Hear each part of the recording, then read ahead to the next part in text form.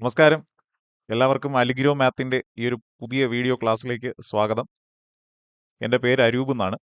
അപ്പോൾ ഇന്നത്തെ ക്ലാസ്സിൽ നമ്മൾ ഡിസ്കസ് ചെയ്യാനായിട്ട് പോകുന്നത് 13-ാം തീയതി നടന്ന, അതായത് ഈ മാസം മെയ് മാസം 13-ാം തീയതി നടന്ന ഡിഗ്രി പ്രിലിംസിൻ്റെ ഒന്നാമത്തെ ഫേസിൻ്റെ മാത്സ് മെൻ്റൽ എബിലിറ്റി വിഭാഗത്തിലെ ചോദ്യങ്ങളാണ് നമ്മൾ ഈ ഒരു ക്ലാസ്സിൽ നമ്മൾ ഡിസ്കസ് ചെയ്യാനായിട്ട് പോകുന്നത്.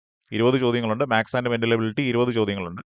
അപ്പോൾ ഇനി വരുന്ന ഫേസിലുള്ളവർക്ക് ഈ ഒരു പാറ്റേണിലൊക്കെ ഉള്ള ചോദ്യങ്ങളായിരിക്കും നമുക്ക് കൂടുതലും പ്രതീക്ഷിക്കാൻ പറ്റുന്നത്. അപ്പോൾ ഇനി എഴുതാൻ പോകുന്നവർക്ക് പ്രയോജനപ്പെടുന്ന ഒരു ക്ലാസ്സാണ് ഈ ഒരു ക്ലാസ്. അപ്പോൾ ഞാൻ ഇനി വേറെ ഒന്നും പറയുന്നില്ല, നമ്മുടെ ക്ലാസ്സിലേക്ക് പോവാം. ഒന്നാമത്തെ ചോദ്യം.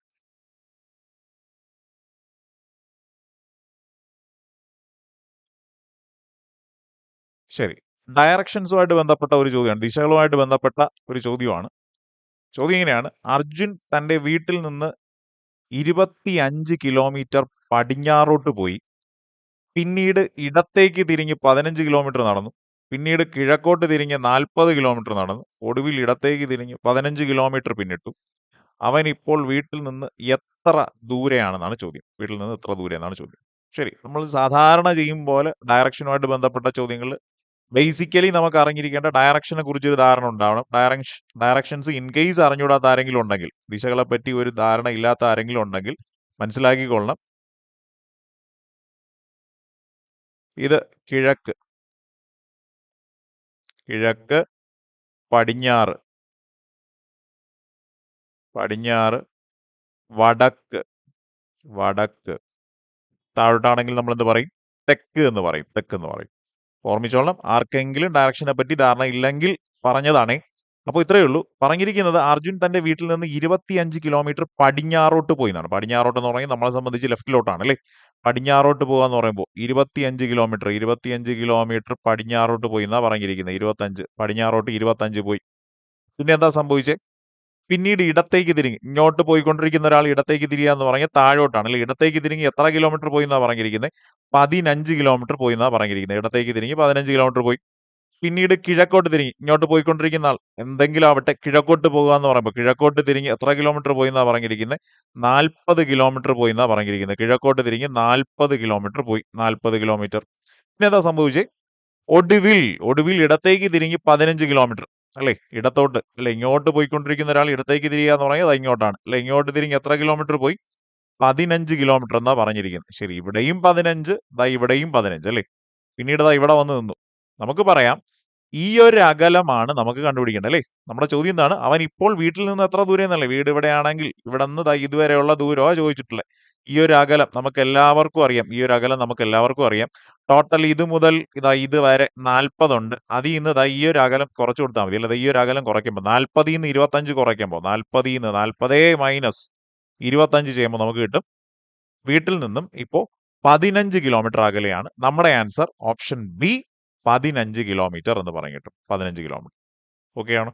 ഇത് വലിയ വിഷയമൊന്നും ഇല്ലാത്ത ഒരു ചോദ്യം തന്നെയാണ്. നമുക്ക് ഇൻ കേസ് ഈ പറഞ്ഞ പൈതഗോറസ് തിയറം പോലും നമുക്ക് അപ്ലൈ ചെയ്യേണ്ടാത്ത ഒരു ചോദ്യമാണ് അല്ലേ.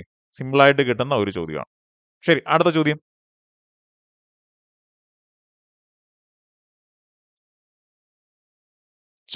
ചോദ്യം ഇങ്ങനെയാണ്. ഇത് വലിയ പ്രശ്നം ഉണ്ടാക്കാത്ത ഒരു ചോദ്യം തന്നെയായിരുന്നു. ആൽഫ സംഖ്യാ ശ്രേണിയിലെ അടുത്ത പദം കണ്ടെത്തുക എന്നാണ്. ആൽഫ സംഖ്യാ ശ്രേണിയിലെ അടുത്ത പദം കണ്ടെത്താനാണ് പറഞ്ഞിരിക്കുന്നത്. ശരി, വേറെ ഒന്നുമില്ല, സിമ്പിൾ ലോജിക്കൊക്കെ തന്നെയാണ്. പറഞ്ഞു വരുമ്പോൾ ഇവിടെ നമ്മൾ മനസ്സിലാക്കേണ്ട കാര്യം, ആദ്യത്തേത് Z1A എന്നും, അടുത്തതാണ് X2D എന്നും, V6G എന്നും, T21J എന്നും, R88M എന്നും, P445P എന്നൊക്കെ പറഞ്ഞാ വന്നിരിക്കുന്നത് അല്ലേ. ശരി, പറഞ്ഞു നോക്കാം എന്താ സംഭവം നോക്കാം. ഇവിടെ ആദ്യം Z വന്നു അല്ലെ, ഇവിടെ Z വന്നു, പിന്നീട് ഇവിടെ വന്നത് X ആണ്. എന്താ സംഭവിച്ചേ? Z നിന്ന് എത്ര കുറയ്ക്കുമ്പോഴാണ് X കിട്ടുന്നത്? 2 കുറയ്ക്കുമ്പോൾ X കിട്ടും. വീണ്ടും നോക്ക്, ഇവിടെ നിന്ന് X നിന്ന് വിയിലോട്ട് വരാന്ന് പറഞ്ഞാൽ 2 കുറയ്ക്കുമ്പോഴല്ലേ. വിന്ന് 2 കുറയ്ക്കുമ്പോൾ നമുക്ക് എന്ത് കിട്ടും? T കിട്ടും. വീണ്ടും Tയിൽ നിന്ന് 2 കുറയ്ക്കുമ്പോൾ നമുക്ക് 6 കിട്ടും. വീണ്ടും 6ൽ നിന്ന് 2 കുറയ്ക്കുമ്പോൾ നമുക്ക് എന്ത് കിട്ടും? P കിട്ടും. ഇനി അതേപോലെയാണോ മൂന്നാമത്തെ ലെറ്റേഴ്സ് പോണെന്നും കൂടെ നോക്കാം. A ഉണ്ടേ, ആദ്യം A ഉണ്ടേ. എയിൽ നിന്ന് എത്ര കൂട്ടുമ്പോഴാണ് D കിട്ടുന്നത്? 3 കൂട്ടുമ്പോഴാണ് D കിട്ടുന്നത്. വീണ്ടും ഡിയുടെ കൂടെ 3 കൂട്ടുമ്പോൾ G കിട്ടും. ജിയുടെ കൂടെ വീണ്ടും ഒരു 3 കൂട്ടുമ്പോൾ നമുക്ക് J കിട്ടും. വീണ്ടും ജെയുടെ കൂടെ ഒരു 3 കൂട്ടുമ്പോൾ നമുക്ക് M കിട്ടും. കഴിഞ്ഞില്ല. വീണ്ടും എമ്മിന്റെ കൂടെ ഒരു 3 കൂട്ടുമ്പോൾ നമുക്ക് എന്ത് കിട്ടും? പി കിട്ടും.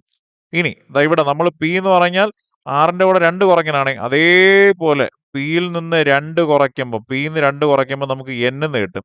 വീണ്ടും പിയുടെ കൂടെ 3 കൂട്ടുമ്പോൾ നമുക്ക് എന്ത് കിട്ടും? എസ് കിട്ടും. എന്ന് പറഞ്ഞാൽ തൊട്ടടുത്ത പദം എന്ന് പറഞ്ഞാൽ എന്നിൽ തുടങ്ങും എസ്സിൽ അവസാനിക്കും. അങ്ങനെ നമ്മുടെ ഓപ്ഷനകത്ത് ഒരേ ഒരു ഓപ്ഷനേ ഉള്ളൂ. എന്നിൽ തുടങ്ങി എസ്സിൽ അവസാനിക്കണത് ഓപ്ഷൻ എ ആണ്. നമുക്ക് അങ്ങനെ ഉറപ്പിച്ച് പറയാം നമ്മുടെ ആൻസർ എന്തായിരിക്കും? ഓപ്ഷൻ എ എന്ന് പറയാം. ഓക്കെ ആണോ?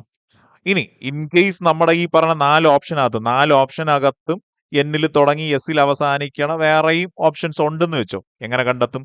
പിന്നെ വേറെ ഒന്നുമില്ല, നമ്പേഴ്സിന്റെ ലോജിക്ക് നമ്മൾ പിടിച്ചേ പറ്റൂ. നമ്പേഴ്സിന്റെ ലോജിക്ക് എന്താണെന്ന് പറഞ്ഞേ പറ്റൂ. ശരി, ഈ പറഞ്ഞിരിക്കുന്ന നമ്പേഴ്സ് ഏതൊരു രീതിയിലാണ് പോകുന്നതെന്ന് നമുക്ക് നോക്കുകയാണെങ്കിൽ അത്രയേ ഉള്ളൂ. നമ്മൾ എന്തായാലും ആൻസർ ഉറപ്പിച്ചേ. ഈ ചോദ്യത്തിനെ സംബന്ധിച്ച് ആൻസർ എന്താണ്? എ എന്ന് പറഞ്ഞ് നമ്മൾ ഉറപ്പിച്ചു. ഇനി നമുക്ക് ഇൻ കേസ് ഒരു ഈ പറയുന്ന നമ്പേഴ്സ് എങ്ങനെയാണ് പോകുന്നതെന്ന് മനസ്സിലാക്കാനായിട്ട് നമ്മൾ ചെയ്യുന്ന പരിപാടി നമ്പേഴ്സിന്റെ ലോജിക് കൂടെ ഒന്ന് പറയാം. നമ്പറിന്റെ ലോജിക് എന്ന് പറഞ്ഞാൽ ആദ്യം ഇവിടെ 1 തന്നിട്ടുണ്ടായിരുന്നു. ഈ 1നെ 1 കൊണ്ട് ഗുണിച്ചിട്ട് 1 കൂട്ടുമ്പോഴാണ് തൊട്ടടുത്തതിൽ വരുന്ന 2 കിട്ടുന്നത്. ഓക്കെ ആണോ? ആദ്യത്തെ പദത്തിൽ 1 ഉണ്ട്. അതിനെ 1 കൊണ്ട് ഗുണിച്ച് 1 കൂട്ടുമ്പോൾ നമുക്ക് എന്ത് കിട്ടും? തൊട്ടടുത്ത പദത്തിലുള്ള 2 കിട്ടി. ഓക്കെ ആണ്. ഈ കിട്ടിയ 2നെ 2 കൊണ്ട് ഗുണിച്ചിട്ട് 2 കൂട്ടിയപ്പോൾ നമുക്ക് എന്ത് കിട്ടി? 2 × 2 4. 4ന്റെ കൂടെ 2 കൂട്ടുമ്പോൾ നമുക്ക് എന്ത് കിട്ടി? മൂന്നാമത്തെ പദത്തിൽ 6 കിട്ടി. ഓക്കെയാണ്. ആ കിട്ടിയ 6നെ 3 കൊണ്ട് ഗുണിച്ചിട്ട് 3 കൂട്ടുമ്പോൾ 6 × 3 എന്ന് പറഞ്ഞാൽ 18. അതിൻ്റെ കൂടെ 3 കൂടെ കൂട്ടുമ്പോൾ നമുക്ക് എത്ര കിട്ടും? 21 കിട്ടും. ഇനി നോക്ക്, ഇവിടെ എങ്ങനെയാ പറഞ്ഞു വരുന്നത്? ഇതാ ഇവിടെ 1 വന്നു, 2 വന്നു, 3 വന്നു. ഇവിടെയും 1 2 3. അതിനി തുടർന്ന് അങ്ങ് പോയിക്കൊണ്ടിരിക്കും. 1 2 3 4 4 5 എന്നൊക്കെ പറഞ്ഞ് പോയിക്കൊണ്ടേയിരിക്കും. പറഞ്ഞു വരാൻ കഴിഞ്ഞില്ല. ഈ കിട്ടിയ 21നെ ഇനി എത്ര കൊണ്ട് ഗുണിക്കുമായിരിക്കും? 4 കൊണ്ട് ഗുണിച്ചിട്ട് 4 കൂട്ടുമ്പോൾ 4 കൊണ്ട് ഗുണിച്ചിട്ട് 4 കൂട്ടിയപ്പോൾ 21 × 4 എന്ന് പറഞ്ഞാൽ 84. 84ന്റെ കൂടെ 4 കൂട്ടുമ്പോൾ നമുക്ക് കിട്ടും 88. ഓക്കെ, 88 കിട്ടിയല്ലോ. വീണ്ടും നമുക്ക് പറയാം, കഴിഞ്ഞില്ല. ഈ കിട്ടിയ 88നെ ഇനി ഏതായിരിക്കും നമ്പർ? 5 ആയിരിക്കും അല്ലേ? 5 കൊണ്ട് ഗുണിച്ച് 5 കൂട്ടുമ്പോൾ നിങ്ങൾക്ക് ഉറപ്പായിട്ടും കിട്ടും 445 എന്ന് പറയാൻ കിട്ടും. കഴിഞ്ഞില്ല. ഇനി അടുത്തെന്തായിരിക്കും വരേണ്ടത്? ഈ കിട്ടിയ 445നെ ഇനി എത്ര കൊണ്ട് ഗുണിക്കണമായിരിക്കും? അല്ലേ, ഇവിടെ നോക്ക്, 1 2 3 4 5. അടുത്തിനി എന്താ? 6 കൊണ്ട് ഗുണിക്കണം. 6 കൊണ്ട് ഗുണിച്ചിട്ട് 6 കൂട്ടുമ്പോൾ നിങ്ങൾക്ക് കിട്ടും 2676 എന്ന് പറഞ്ഞിട്ട്. അപ്പോൾ ഒന്നും കൂടെ നമുക്ക് ഉറപ്പിച്ച് പറയാം, നമ്മുടെ ആൻസർ എന്ത് തന്നെയാണ്? ഓപ്ഷൻ എ ആയിരിക്കും നമ്മുടെ ആൻസർ. ക്ലിയർലി? അപ്പോൾ ആ നമ്പേഴ്സിന്റെ ലോജിക് കൂടെ മനസ്സിലാക്കി വെച്ചിരിക്കുക. നമുക്ക് ഏതെങ്കിലും പരീക്ഷകൾക്കൊക്കെ നമുക്ക് എന്തായാലും ഉറപ്പായിട്ടും പ്രയോജനപ്പെടും. ആ ഒരു പാറ്റേൺ മനസ്സിലാക്കിയല്ലോ. അടുത്ത ചോദ്യം.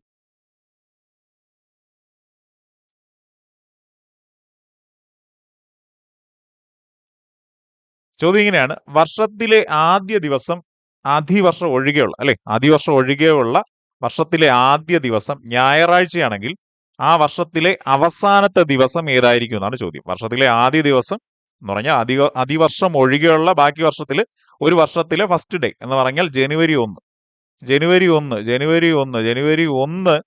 ഞായറാഴ്ചയാണെങ്കിൽ ആ വർഷത്തിലെ ലാസ്റ്റ് ഡേ അല്ലെങ്കിൽ അവസാന ദിവസം എന്ന് പറയുമ്പോൾ ഏത് ദിവസമായിരിക്കും? ഡിസംബർ 31 ആയിരിക്കും അല്ലെ? ഡിസംബർ 31 ഉറപ്പായിട്ടും വേറെ ഒന്നുമില്ല, അതും എന്ത് തന്നെയായിരിക്കും? ഞായറാഴ്ച തന്നെ ആയിരിക്കും. അപ്പൊ നിങ്ങൾ മനസ്സിലാക്കിക്കൊള്ളണേ, ഒരു അതിവർഷം ഒഴികെയുള്ള ഒരു സാധാരണ വർഷത്തിനെ സംബന്ധിച്ച് നന്നായിട്ട് മനസ്സിലാക്കണേ. ഒരു സാധാരണ വർഷത്തിനെ സംബന്ധിച്ച് ജനുവരി 1 ഏത് ദിവസമാണോ വരുന്നത് അതേ ദിവസം തന്നെ എന്തായിരിക്കും? അതേ വർഷത്തിലെ ഡിസംബർ 31 എന്ന് പറഞ്ഞാൽ. ഓക്കെ അല്ലേ? അപ്പൊ ഒന്നും കൂടെ, അപ്പോൾ ഒരു സാധാരണ അതിവർഷം എന്ന് പറഞ്ഞാൽ ലീപ്പ് ഇയർ ആണ്. ലീപ്പ് ഇയറിനെ പറ്റി അല്ല പറയണത്, അതാണ് ബ്രാക്കറ്റിൽ കൊടുത്തിരിക്കുന്നത് അതിവർഷം ഒഴികെയുള്ളത്. അപ്പോൾ ലീപ്പ് ഇയർ അല്ലാത്ത സാധാരണ ഒരു വർഷത്തിനെ സംബന്ധിച്ച് ജനുവരി 1 ഏത് ദിവസമാണോ വരുന്നത് അത് തന്നെ ആയിരിക്കും, ആ സെയിം ദിവസം തന്നെ ആയിരിക്കും എന്ത്? ഡിസംബർ 31 എന്ന് പറയുന്നത്. ഓക്കെ അല്ലേ? അപ്പോൾ അങ്ങനെയാണെങ്കിൽ പറയാം, വർഷത്തിലെ അവസാന ദിവസവും എന്ത് തന്നെയാണ്? ഞായറാഴ്ച തന്നെ ആയിരിക്കും. ഓക്കെ അല്ലേ? അങ്ങനെയാണെങ്കിൽ ആ കൂട്ടത്തിൽ ഒരു കാര്യം കൂടെ അങ്ങ് പറയാം. നമ്മൾ ലീപ്പ് ഇയറിനെ പറ്റി പറയുകയാണെങ്കിൽ, ഈ നമ്മളെ ചോദ്യം എന്താണ്? നമ്മളെ ചോദ്യം ലീപ്പ് ഇയറിനെ പറ്റി അല്ല. ഇനി ലീപ്പ് ഇയർ ആണെങ്കിൽ എന്താ സംഭവിക്കുന്നത്? ജനുവരി 1 ഇപ്പോൾ തിങ്കളാഴ്ചയാണെന്ന് വെച്ചോ. ജനുവരി 1 തിങ്കളാഴ്ചയാണ്. അങ്ങനെയാണെങ്കിൽ ഡിസംബർ 31 ഏത് ദിവസമായിരിക്കും? ലീപ്പ് ഇയറിനെ സംബന്ധിച്ച് അതേ ദിവസമല്ല, തൊട്ടടുത്ത ദിവസമായിരിക്കും. ഏതായിരിക്കും? ചൊവ്വാഴ്ചയായിരിക്കും. അപ്പോൾ ലീപ്പ് ഇയറിനെ സംബന്ധിച്ചാണെങ്കിൽ, ഒരു അധിവർഷത്തിനെ സംബന്ധിച്ചാണെങ്കിൽ എന്താ സംഭവിക്കുക? ജനുവരി 1 പറഞ്ഞ ദിവസത്തിന്റെ തൊട്ടടുത്ത ദിവസമായിരിക്കും എന്ത്? ഡിസംബർ 31 എന്ന് പറയുന്നത്. ഡിസംബർ 31 എന്ന്. വെറുതെ ഞാൻ പറയുന്നേ ഉള്ളൂ. അപ്പൊ നമ്മുടെ ചോദ്യത്തിന്റെ ആൻസർ എന്ത് തന്നെയാണ്? സെയിം ഡേ തന്നെയായിരിക്കും, ഞായറാഴ്ച തന്നെയാണ്. ക്ലിയർ അല്ലേ? അടുത്ത ചോദ്യം.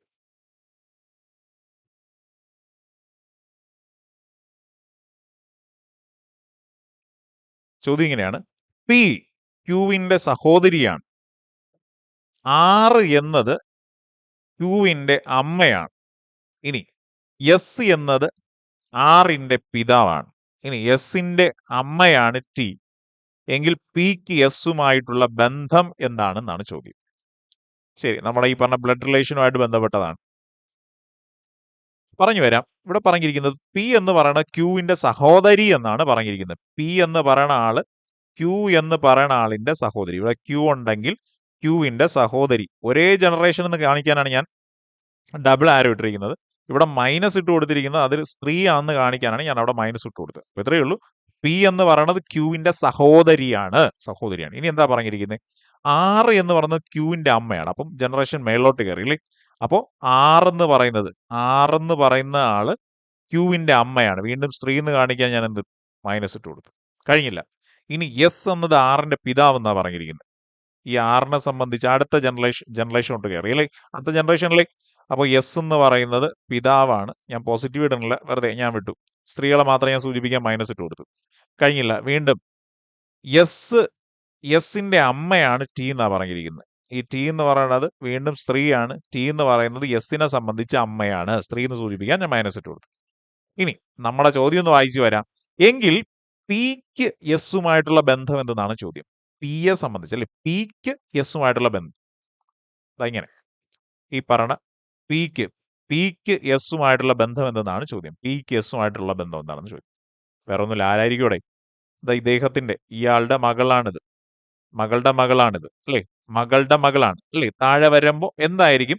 കൊച്ചുമകളായിരിക്കും. പി എന്നത് എസിന്റെ ആരായിരിക്കും? കൊച്ചുമകൾ എന്നൊന്നും നമുക്ക് ഡൗട്ട് അടിക്കില്ല. കാരണം ഇവിടെ ഈ പി എന്ന് പറയുന്ന സ്ത്രീയാണെന്ന് സൂചിപ്പിക്കാൻ ഞാൻ മൈനസ് ഒക്കെ ഇട്ട് കൊടുത്തു. അപ്പോൾ ഉറപ്പായിട്ട് എന്ത് തന്നെയാണ്? കൊച്ചുമകളായിരിക്കും. കൊച്ചുമകൾ അല്ലെങ്കിൽ ചെറുമകൾ എന്നൊക്കെ നമുക്ക് വേണമെങ്കിൽ പറയാം. അപ്പൊ നമ്മുടെ ആൻസർ ഉറപ്പിക്കാം.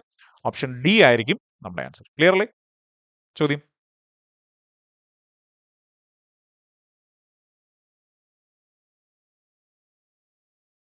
ചോദ്യം ഇങ്ങനെയാണ്: ഒരു പരീക്ഷയിൽ 40% വിദ്യാർത്ഥികൾ ഇംഗ്ലീഷിലും 53% പേർ ഗണിതത്തിലും പരാജയപ്പെട്ടു എന്നാണ്. തോറ്റവരെ കാര്യമാണ് പറയുന്നത് കേട്ടോ. ഒരു പരീക്ഷയിൽ 40% വിദ്യാർത്ഥികൾ എന്ത് ചെയ്തു? ഇംഗ്ലീഷിലും 53% പേർ എന്ത് ചെയ്തു? ഗണിതത്തിലും തോറ്റു എന്നാ, പരാജയപ്പെട്ടു എന്നാ പറഞ്ഞിരിക്കുന്നു. ഇനി 2 വിഷയങ്ങളിലും 15% തോറ്റാൽ, 2 വിഷയങ്ങളിലും 15% തോറ്റാൽ 2 വിഷയങ്ങളിലും വിജയിച്ചവരുടെ ശതമാനം എത്ര എന്നാണ്. 2 വിഷയങ്ങളിലും വിജയിച്ചവരുടെ ശതമാനം എത്ര എന്നാണ് കണ്ടുപിടിക്കേണ്ടത്. ശരി, പറഞ്ഞു നോക്കാം. അപ്പൊ നമ്മൾ പറഞ്ഞു വരുമ്പോൾ ഒരു പരീക്ഷയിൽ ഞാനിവിടെ 2 ഗണങ്ങളായിട്ട് മാറ്റുകയാണ്. ആദ്യത്തെ സർക്കിൾ എന്ന് പറഞ്ഞാൽ ഇംഗ്ലീഷിനെ പറ്റിയാ പറഞ്ഞിരിക്കുന്നത്. ഇംഗ്ലീഷിൽ തോറ്റവരെല്ലാം ആദ്യത്തെ സർക്കിൾ വരും. എത്ര ശതമാനോ? 40% പേർ. അപ്പോൾ ഇംഗ്ലീഷിൽ തോറ്റവർ 40% പേർ. രണ്ടാമത്തത് മാത്സിനെ പറ്റിയാ പറഞ്ഞിരിക്കുന്നത്. മാത്സിനെ സംബന്ധിച്ച് 53% പേർ തോറ്റെന്നാ പറഞ്ഞിരിക്കുന്നത്. അപ്പോൾ ജയിച്ചവരുടെ കാര്യമല്ല പറയുന്നത് കേട്ടോ, തോറ്റവരെ പറ്റിയാ പറയുന്നത് കേട്ടോ. ഓർമ്മിച്ചോളേ, ഒരു പരീക്ഷയിൽ 40% ഇംഗ്ലീഷിൽ തോറ്റുപോയി. ഇനി മാത്സിനെ സംബന്ധിച്ച് 53% തോറ്റെന്നാ പറഞ്ഞിരിക്കുന്നത്. ഇനി 2 വിഷയങ്ങളിലും 15% തോറ്റു എന്ന് പറഞ്ഞാൽ രണ്ടിലും കോമൺ ആയിട്ട് എത്ര പേരുണ്ട്? 15% പേരുണ്ട്. ഓക്കെ ആണോ? അപ്പോൾ 40% പേർ ഇംഗ്ലീഷിലും 53% പേർ മാത്സിലും പരാജയപ്പെട്ടു പോയി എന്നാ പറഞ്ഞിരിക്കുന്നത്. ഇനി രണ്ടിലും കൂടെ തോറ്റുപോയത് എത്രയാണ്? 15%. ഓക്കെ ആണോ? അങ്ങനെയാണെങ്കിൽ ഒരു കാര്യം പറ.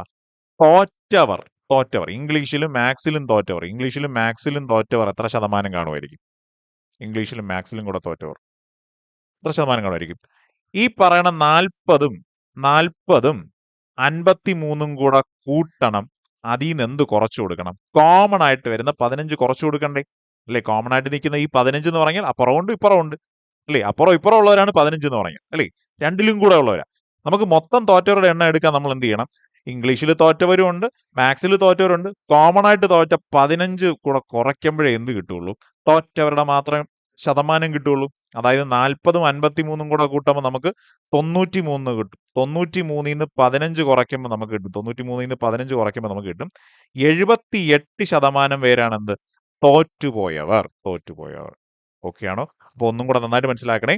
പരീക്ഷയിൽ 40% ഇംഗ്ലീഷിന് തോറ്റു, 53% പേര് മാത്സിന് തോറ്റു. രണ്ടിനും കൂടെ തോറ്റവർ എത്രയാണ്? 15%. നമ്മൾ എന്ത് ചെയ്യണം? കോമൺ ആയിട്ടുള്ളതിന് എന്ത് ചെയ്യണം? മാറ്റി പറയണം, അല്ലെ കുറച്ച് പറയണം. അതായത് തോറ്റവരുടെ എണ്ണം നമ്മൾ ചോദിക്കുകയാണെങ്കിൽ ഇംഗ്ലീഷിന്റെ 40ഉം മാത്സിന്റെ 53, ഇനി കോമൺ ആയിട്ട് പറഞ്ഞ 15ഉം കൂടെ കുറയ്ക്കുമ്പോൾ ആകെ തോറ്റവരുടെ ശതമാനം എന്ന് പറഞ്ഞാൽ എത്രയാണ്? 78%. ഓക്കെയാണ്. തോറ്റവർ എത്ര ശതമാനം? 78%. നമ്മുടെ ചോദ്യം എന്താണ്? രണ്ട് വിഷയങ്ങളിലും വിജയിച്ചവരുടെ ശതമാനമല്ലേ? തോറ്റവർ 78%. ടോട്ടൽ ഓവറാൾ നമ്മൾ 100% എന്നല്ലേ എടുക്കാറ്?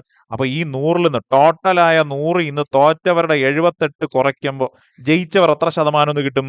22% എന്ന് പറഞ്ഞിട്ട് നമ്മുടെ ആൻസർ എത്രയാണ്? 22. ഓപ്ഷൻ ഡി എന്ന് പറഞ്ഞിട്ട്. ഓക്കെ ആണോ? അപ്പൊ നമ്മൾ ഇതിൻ്റെ അകത്ത് മനസ്സിലാക്കേണ്ടത് ടോട്ടൽ ആകെ തോറ്റവരുടെ എണ്ണം കാണാൻ ഇംഗ്ലീഷിന്റെയും മാത്സിന്റെയും കൂട്ടണം, കോമൺ ആയിട്ടുള്ളത് കുറയ്ക്കും. അപ്പൊ ആകെ തോറ്റവർ എത്രയാണ്?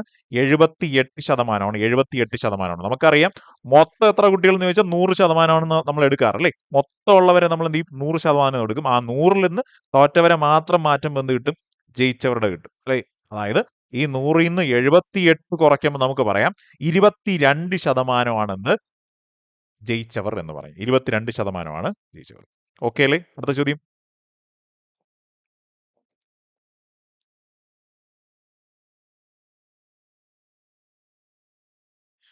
ശരി, വീണ്ടും മെന്റൽ എബിലിറ്റിയിലുള്ള ഒരു ചോദ്യമാണ്.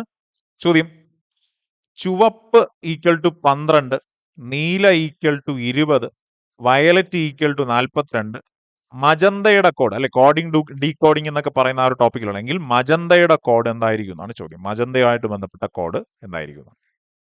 ശരി, ഇത് കാണുമ്പം വലിയ വിഷയമില്ല. എങ്കിലും ഞാൻ ഓഫ്ലൈൻ ക്ലാസ്സിലൊക്കെ ഞാൻ എടുത്തപ്പോൾ 1-2 പിള്ളേർ പറഞ്ഞു, അയ്യോ പ്രാഥമിക വർണ്ണം എന്നൊക്കെ പറഞ്ഞ് അവർ വേറെ രീതിയിലൊക്കെ ചിന്തിച്ചു തുടങ്ങി. ശരി, നമുക്ക് അതിന്റെ ആവശ്യമില്ല. സിമ്പിൾ ആയിട്ട് പറയാം. ചുവപ്പ് നമ്മൾ എങ്ങനെ പറയും? റെഡ് എന്നല്ലേ പറയാറ്? ചുവപ്പിന് നമ്മൾ റെഡ് എന്നാണ് പറയാറ്. അപ്പൊ ഞാൻ റെഡിനെ സൂചിപ്പിക്കുന്ന കോഡ് എന്താ? റെഡിനെ സൂചിപ്പിക്കുന്ന കോഡ് 12 എന്നാണ്. വീണ്ടും നീല എന്ന് പറഞ്ഞാൽ നമുക്കറിയാം ബ്ലൂ, BLUE, ബ്ലൂ. നീലയെ സൂചിപ്പിക്കുന്ന കോഡ് എന്ന് പറഞ്ഞാൽ എത്രയാണ്? 20 ആണ്. കഴിഞ്ഞില്ല. വയലറ്റിനെ സൂചിപ്പിക്കുന്ന കോഡ് എന്ന് പറഞ്ഞാൽ ഏതായിരുന്നു? 42. ഇനി നമുക്ക് കണ്ടുപിടിക്കേണ്ടതാണ് മജന്തയെ സംബന്ധിച്ചല്ലേ? മജന്തയെ സംബന്ധിച്ചുള്ള കോഡ് എന്തെന്നാണ് കണ്ടുപിടിക്കേണ്ടത്. ശരി, അപ്പൊ സ്വാഭാവികമായിട്ടും നമ്മൾ ഇതേപോലെ ഇംഗ്ലീഷ് ലെറ്റേഴ്സ് ഒക്കെ നമ്മൾ എഴുതണമെങ്കിൽ നമ്മൾ ചെയ്യാൻ പോകുന്ന പരിപാടി ഞാൻ പറഞ്ഞുതരാം. ഈ ലെറ്റേഴ്സിന് കറസ്പോണ്ടിങ് ആയിട്ടുള്ള നമ്പേഴ്സ് നമ്മൾ കണ്ടുപിടിക്കും. 6, അയ്യോ ഇംഗ്ലീഷ് അക്ഷരമാലക്രമത്തിലെ എത്രാമത്തെ ലെറ്റർ ആണ്, ഇനി ഇ എത്രയാണ്, ഡി എത്രയാണെന്ന് കണ്ടുപിടിക്കും. കൂട്ടി നോക്കും, മൾട്ടിപ്ലൈ നോക്കും, കുറച്ച് നോക്കും. ഇത് സ്വാഭാവികമായിട്ടും നമ്മൾ ചെയ്യാൻ പോകും. നമ്മൾ അങ്ങോട്ടേ തിരിയുള്ളൂ. പക്ഷെ സംഭവം അതല്ല. നോക്കി നോക്കാം, പറഞ്ഞു നോക്കാം. ഈ റെഡിനകത്ത് എത്ര അക്ഷരങ്ങളുണ്ട്? എത്ര ലെറ്റേഴ്സ് ഉണ്ട്? 3 എണ്ണം അല്ലേ? ആ 3 ഇൻറ്റു 3ന്റെ തൊട്ടടുത്ത നമ്പർ, 3 ഇൻറ്റു തൊട്ടടുത്ത നമ്പർ എന്ന് പറയുമ്പോൾ ഏതാ? 4 അല്ലേ? 3 ഇൻറ്റു 4 സിമ്പിൾ ആയിട്ട് കിട്ടി 12 എന്ന് പറഞ്ഞ് കിട്ടി. സിമ്പിൾ. വീണ്ടും ബ്ലൂവിനകത്ത് എത്ര ലെറ്റേഴ്സ് ഉണ്ട്? 4 ലെറ്റേഴ്സ് ആണുള്ളത് അല്ലേ? 4 ഇൻറ്റു തൊട്ടടുത്ത നമ്പർ, 4 ഇൻറ്റു തൊട്ടടുത്ത നമ്പർ എന്ന് പറയുമ്പോൾ 5 ആണല്ലേ? 4 ഇൻറ്റു 5 കിട്ടി 20 കിട്ടി. വീണ്ടും വയലറ്റിനകത്ത് എത്ര നമ്പർ ഉണ്ട്? 1, 2, 3, 4, 5, 6 എണ്ണം ഉണ്ട്. കഴിഞ്ഞില്ല. 6 ഇൻറ്റു തൊട്ടടുത്ത നമ്പർ 7. 42 കിട്ടി. പറ. ഇനി മജന്തയ്ക്കകത്ത് എത്ര ലെറ്റർ ഉണ്ടെന്ന് നോക്കി നോക്ക്.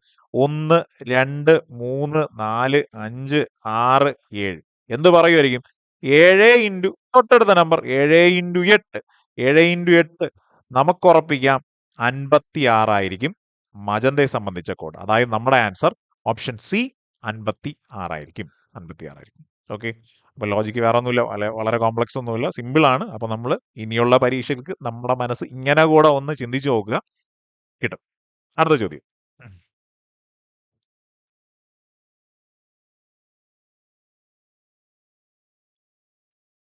ചോദ്യം നമ്മുടെ ട്രഡീഷണൽ ആയിട്ടുള്ള ഒരു ചോദ്യം എന്ന് വേണമെങ്കിൽ നമുക്ക് പറയാൻ പറ്റും.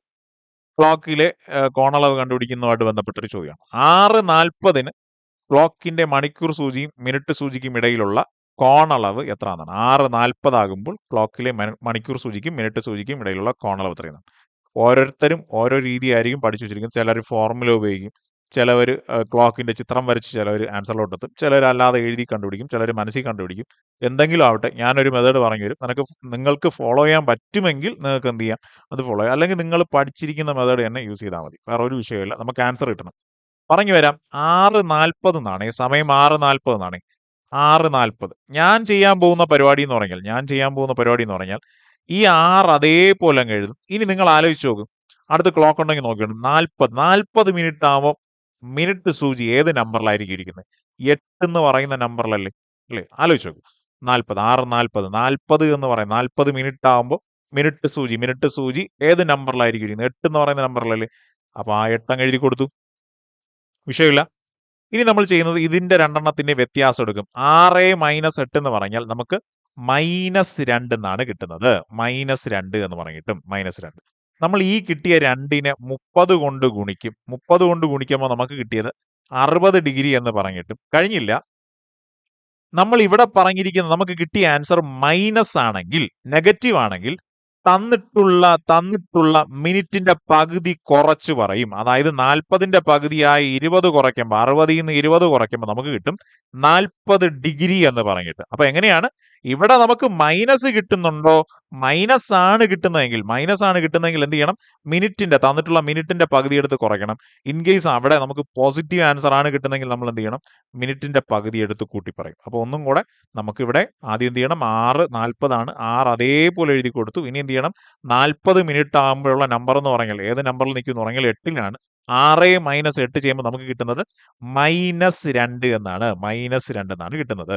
ഇനി നമ്മൾ എന്ത് ചെയ്യണം? ഈ 2നെ എപ്പോഴും ആ കിട്ടുന്ന നമ്പർ കൊണ്ടല്ലേ, നമുക്ക് അവിടെ കുറച്ച് കിട്ടുന്ന ആ നമ്പറിനെ 30 കൊണ്ടാണ് ഗുണിക്കേണ്ടത്. 30 കൊണ്ട് ഗുണിക്കുമ്പോൾ നമുക്ക് 60 എന്ന് കിട്ടി. കഴിഞ്ഞില്ല. ഇവിടെ മൈനസ് ആണെങ്കിൽ നമ്മൾ എന്ത് ചെയ്യണം? മിനിറ്റിന്റെ പകുതി എടുത്തിട്ട് കുറച്ച് പറയും. മിനിറ്റിന്റെ പകുതി 40ന്റെ പകുതി 20 കുറയ്ക്കുമ്പോൾ നമുക്ക് കിട്ടും 40 ഡിഗ്രി എന്ന് കിട്ടും. 40 ഡിഗ്രി. അപ്പൊ നമ്മുടെ ആൻസർ എത്രയാണ്? Option A, 40 degree. ഞാൻ ഈ കൂട്ടത്തിൽ ഒരു ക്വസ്റ്റ്യൻ കൂടെ ഇടയിൽ കയറി പറഞ്ഞിട്ട് പോയണേ, വെറുതെ. 9:30 ആകുമ്പോൾ ക്ലോക്കിലെ മിനിറ്റ് മണിക്കൂർ സൂചികൾക്കിടയിലെ കോണളവ് എത്രയാണ്? 9:30 ആകുമ്പോൾ. പറഞ്ഞു വരാം. നേരത്തെ പറഞ്ഞതുപോലെ ഇവിടെ ഞാൻ 9 എന്ന് എഴുതും. ഇനി 30 9:30 ആകുമ്പോൾ മിനിറ്റ് സൂചി എവിടെ കാണുമായിരിക്കും? 6 എന്ന് പറയുന്ന നമ്പറിൽ. അപ്പൊ 6 എഴുതി കൊടുത്തു. 9 - 6 എന്ന് പറഞ്ഞാൽ നമുക്കൊരു പോസിറ്റീവ് ആൻസർ ആണ് കിട്ടുന്നത്. 9 - 6 എന്ന് പറഞ്ഞാൽ പോസിറ്റീവ് 3 കിട്ടും. ഈ കിട്ടുന്ന 3നെ നമ്മൾ എത്ര കൊണ്ട് ഗുണിക്കണം? 30 കൊണ്ട് ഗുണിക്കണം. അപ്പോഴും നമുക്ക് എത്രയെന്ന് കിട്ടും?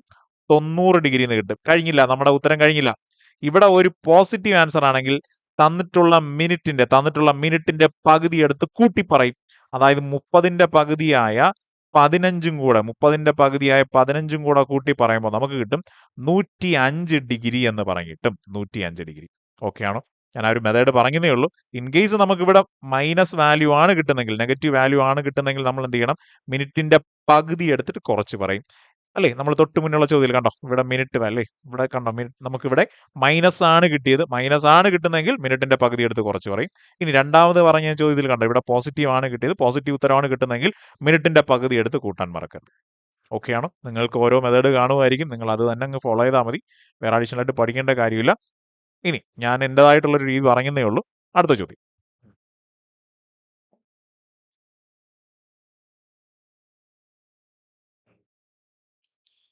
ചോദ്യം ഇങ്ങനെയാണ്. 5 AM ശരിയായി സജ്ജീകരിച്ചിരിക്കുന്ന ഒരു വാച്ച് ഓരോ 30 മിനിറ്റിലും 2 മിനിറ്റ് വീതം കൂടുതൽ കാണിക്കുന്നു എന്നാ പറഞ്ഞിരിക്കുന്നത്.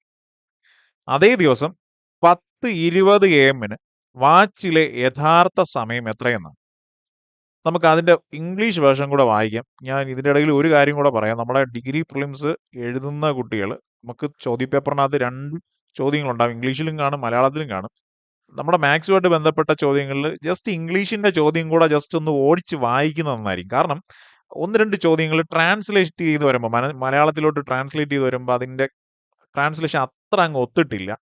ചെറിയ ചെറിയ വാക്കുകൾ, നമുക്ക് ഇനി അങ്ങോട്ട് പോകുന്ന 1-2 ചോദ്യങ്ങൾ ആ പ്രശ്നങ്ങളുണ്ട്. അപ്പോൾ 1-2 വാക്കുകളൊക്കെ വിട്ടുപോകുന്നതായിട്ടൊക്കെ ഉണ്ട്. മലയാളീകരിച്ച് വരുമ്പോൾ 1-2 വാക്കൊക്കെ വിട്ടുപോകുന്നതായിട്ട് കണ്ടു. അപ്പോൾ നിങ്ങളുടെ കിട്ടുന്ന ക്വസ്റ്റ്യൻ പേപ്പറിൽ നിങ്ങൾ ഇംഗ്ലീഷ് ക്വസ്റ്റ്യൻ കൂടെ ഒന്ന് വായിക്കുന്നതായിരിക്കും. ഞാൻ ഇതിന്റെ ഇംഗ്ലീഷ് വേർഷൻ കൂടെ വായിക്കാം.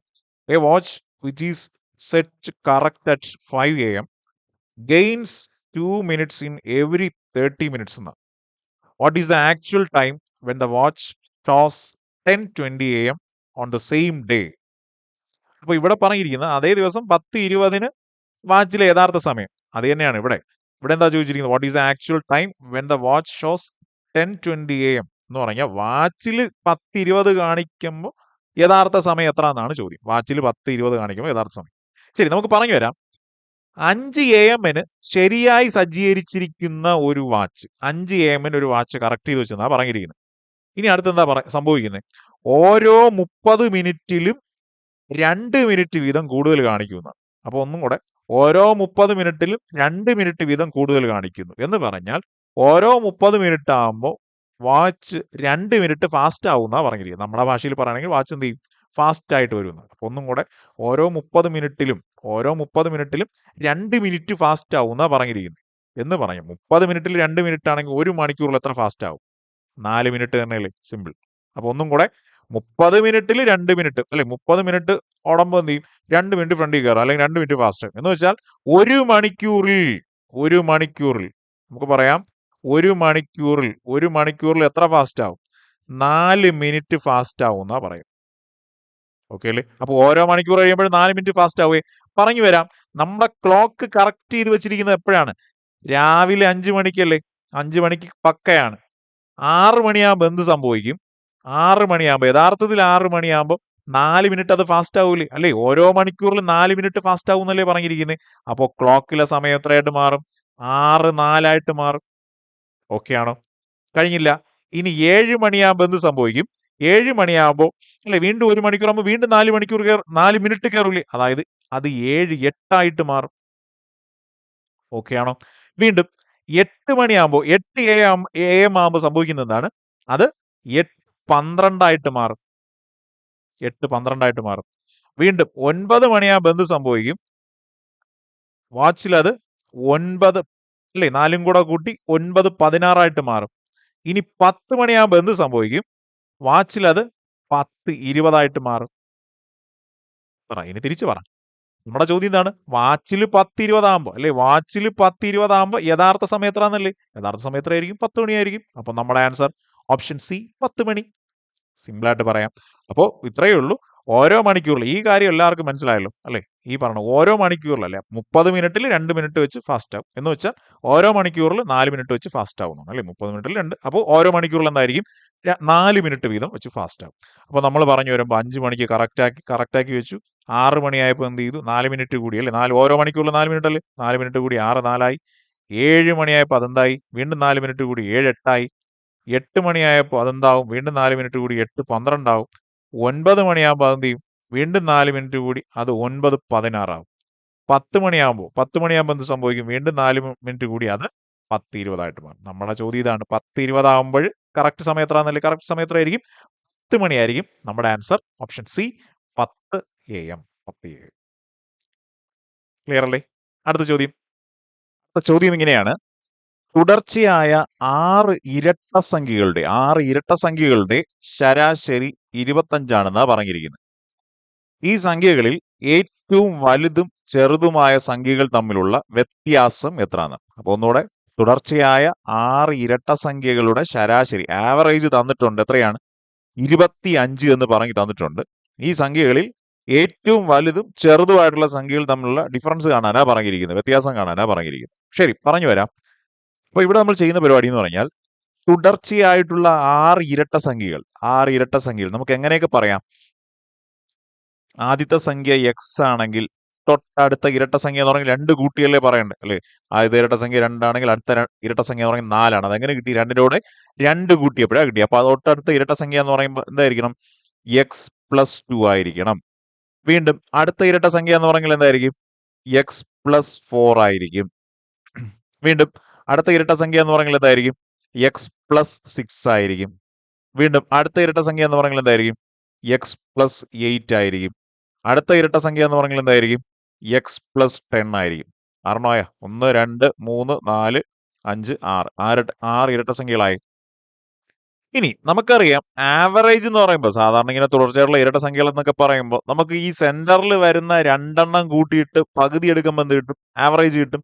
അങ്ങനെയും പറയാം. ഒന്നുകിൽ നമുക്ക് എന്ത് ചെയ്യാം, ഇതെല്ലാം കൂടെ കൂട്ടി 6 കൂട്ടിയിട്ട് എന്ത് ചെയ്യാം, ഡിവൈഡഡ് ബൈ 6 ചെയ്യുമ്പോൾ നമുക്ക് എന്ത് കിട്ടും? ആവറേജ് കിട്ടും അല്ലെ? 6 ഉള്ളത് ഈ 6 കൂടെ കൂട്ടിയിട്ട് അല്ലെ, എണ്ണം ഡിവൈഡഡ് അല്ലെ, തുക ഡിവൈഡഡ് ബൈ എണ്ണം എന്നൊക്കെയാണ് നമ്മൾ പറയുന്നത് ശരാശരി എന്ന് പറഞ്ഞാൽ. അപ്പൊ നമുക്ക് പറയാം അങ്ങനെ വേണമെങ്കിൽ ചെയ്യാം. ഇനി ഇല്ല, നമുക്ക് എന്ത് ചെയ്താലും മതി, സെന്ററിൽ വരുന്ന 2 അല്ലെ, സാധാരണ തുടർച്ചയായിട്ട് വരുന്ന ഇരട്ടസംഖ്യ ഒറ്റസംഖ്യ എന്ന് പറഞ്ഞാൽ മിഡിൽ ടേം ആണ് ആവറേജ് ആയിട്ട് വരുന്നത്. പക്ഷെ ഇവിടെ 6 ഉള്ളതുകൊണ്ട് മിഡിലിൽ 2 ഉണ്ട് അല്ലെ, 2 ഉണ്ട്, ഇത്രയുണ്ട്. ഇത് രണ്ടും കൂടെ കൂട്ടിയിട്ട് പകുതി എടുത്താൽ എന്ത് തന്നെ കിട്ടും? ആവറേജ് തന്നെ കിട്ടും. ഓക്കെ ആണോ? അപ്പോൾ ഈ പറയണ മിഡിൽ ടേംസ് അതായത് 2 ഉണ്ട്, എക്സ് പ്ലസ് 4 എക്സ് പ്ലസ് 6 ഉണ്ട്, ഇത് തമ്മിൽ കൂട്ടിയിട്ട് പകുതി എടുത്താൽ എന്ത് തന്നെ കിട്ടും? ശരാശരി തന്നെ കിട്ടും, ആവറേജ് തന്നെ കിട്ടും. പറഞ്ഞു നോക്കാം, രണ്ടും കൂടെ കൂട്ടിയിട്ട് പകുതി എടുക്കുമ്പോൾ, അതായത് എക്സ് പ്ലസ് 4 എക്സ് പ്ലസ് 6 കൂടെ കൂട്ടുന്നു. എന്നിട്ട് എന്ത് ചെയ്യണം? അതിന്റെ പകുതി എടുക്കുമ്പോൾ നമുക്ക് എന്ത് കിട്ടും? നമ്മുടെ ചോദ്യത്തിൽ തന്നിട്ടുള്ള ശരാശരിയായ, നമ്മുടെ ചോദ്യത്തിൽ എന്താ പറഞ്ഞിരിക്കുന്ന? ശരാശരിയായ 25 കിട്ടും. ഓക്കെയാണ്. ഇനി ഈ 2 ഇങ്ങോട്ട് നമുക്ക് ഗുണിക്കാമല്ലോ. 2 അങ്ങോട്ട് ഗുണിക്കുമ്പോൾ മേലുള്ള എക്സും എക്സും ഒക്കെ കൂടി അതെന്തായിട്ട് മാറി? 2x ആയി. 2x പ്ലസ് 4 6 കൂടെ ചേർന്ന് 10 ആവും. 2 അങ്ങോട്ട് പോകുമ്പോൾ 2 × 25 നമുക്ക് എത്രയെന്ന് പറയാം? 50 എന്ന് പറയാം. കഴിഞ്ഞില്ല. വീണ്ടും 2x ഈക്വൽ ടു 50 മൈനസ് 10 ചെയ്യുമ്പോൾ നമുക്ക് എന്ത് കിട്ടി? 2x ഈക്വൽ ടു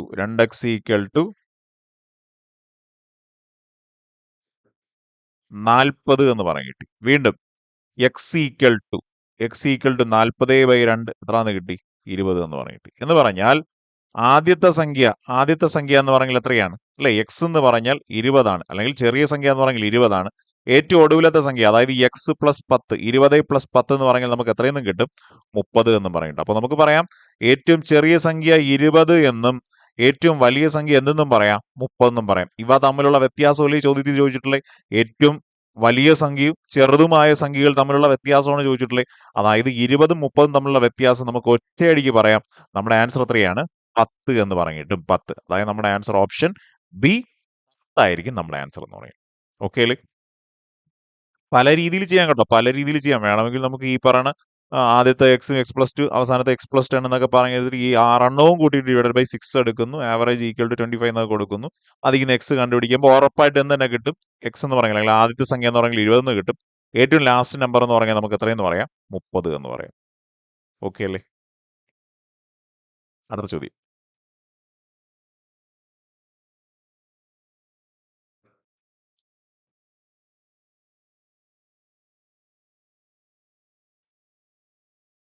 പണ്ട് മുതലേ ഉള്ള ഒരു ചോദ്യമാണ്. ഒരു വിവാഹ പാർട്ടിയിലെ 40 സുഹൃത്തുക്കൾ ഒരിക്കൽ മാത്രം പരസ്പരം കൈകുലുക്കലുകളുടെ എണ്ണം കണ്ടെത്തുക എന്നാണ്. വേറെ ഒന്നുമില്ല, shake hand, number of shake hand.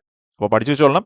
ഒരു വിവാഹ പാർട്ടിയിലുള്ള 40 പേര് എന്ത് ചെയ്തു? ഒരിക്കൽ മാത്രം ഷേക്ക് ഹാൻഡ് കൊടുക്കുകയാണ്. അങ്ങനെയാണെങ്കിൽ നമ്പർ ഓഫ് ഷേക്ക് ഹാൻഡ്സ് ആണ് ചോദിച്ചിട്ടുള്ളത്. അങ്ങനെയാണെങ്കിൽ ഷേക്ക് ഹാൻഡ് നമുക്കറിയാം. Shake hand number of shake hands എന്ന് പറഞ്ഞാൽ നമ്മൾ പഠിച്ചു വെച്ചിട്ടുണ്ട്. n into n minus 1 divided by 2 എന്നാണ്. നമ്പർ ഓഫ് ഷേക്ക് ഹാൻഡ്സ് പഠിച്ചു വെച്ചോളേ. n into n minus 1 divided by 2 എന്നാണ്. n എന്ന് പറഞ്ഞാൽ ഇവിടെ എത്രയാണ്? 40 എന്നല്ലേ? 40 ഇൻറ്റു 40 മൈനസ് 1 എന്ന് പറയുമ്പോൾ 39/2. 2 ഒരു പ്രാവശ്യം, ഇവിടെയാണെങ്കിൽ 20 പ്രാവശ്യം. 2 ഇൻറ്റു 39 എന്ന് പറയുമ്പോൾ 78 എന്ന് കിട്ടും അല്ലെ? 78, 780. അതായത് നമ്പർ ഓഫ് ഷേക്ക് ഹാൻഡ്സ് എന്ന് പറഞ്ഞാൽ നമുക്ക് പറയാം ഓപ്ഷൻ ഡി 780 എന്ന് പറഞ്ഞു കിട്ടും. 780. അപ്പം മറന്നു പോരുതേ, n into n minus 1 divided by 2 എന്നാണ്. n into n minus 1 divided by. ചോദ്യം.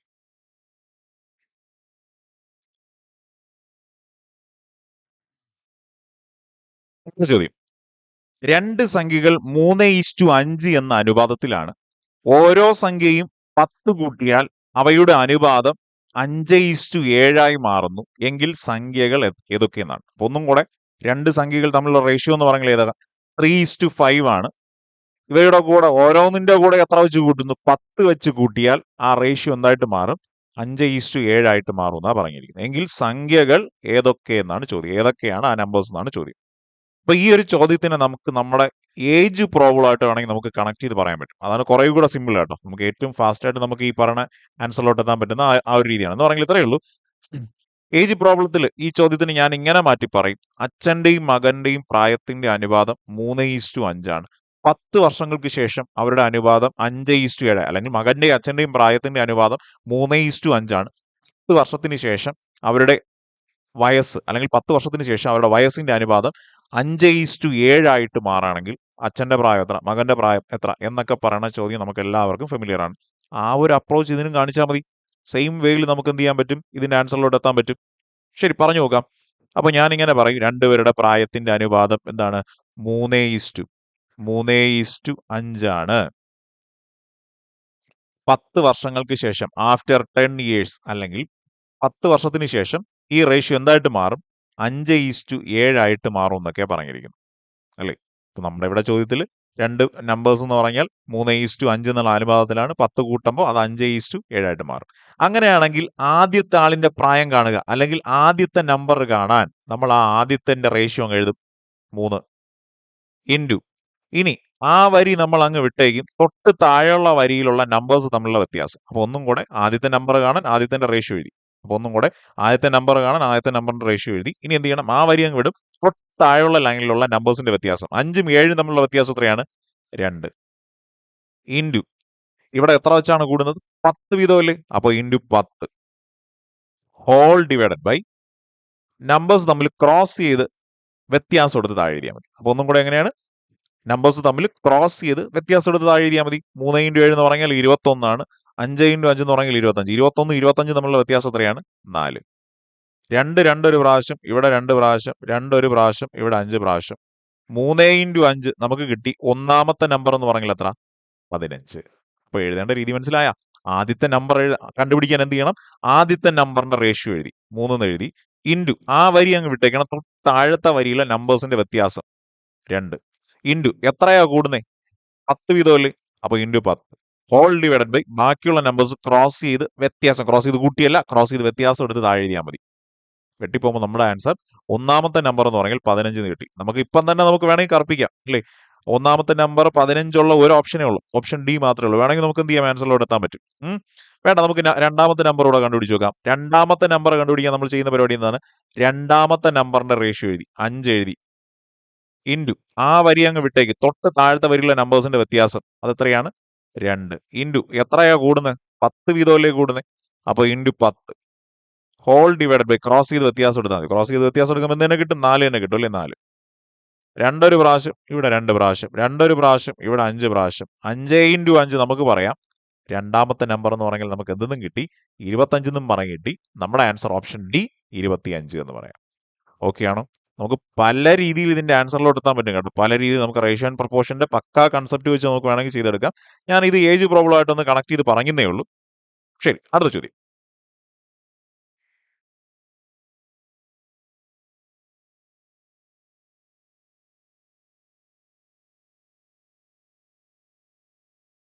ചോദ്യം: 60 ദിവസം കൊണ്ട് ഒരു നിർമ്മാണ ജോലി പൂർത്തിയാക്കാൻ ഒരു കരാറുകാരൻ 210 പേരെ നിയമിച്ചു എന്നാണ് പറഞ്ഞിരിക്കുന്നത്. 60 ദിവസം കൊണ്ട് ഒരു ജോലി ഫിനിഷ് ചെയ്യണം.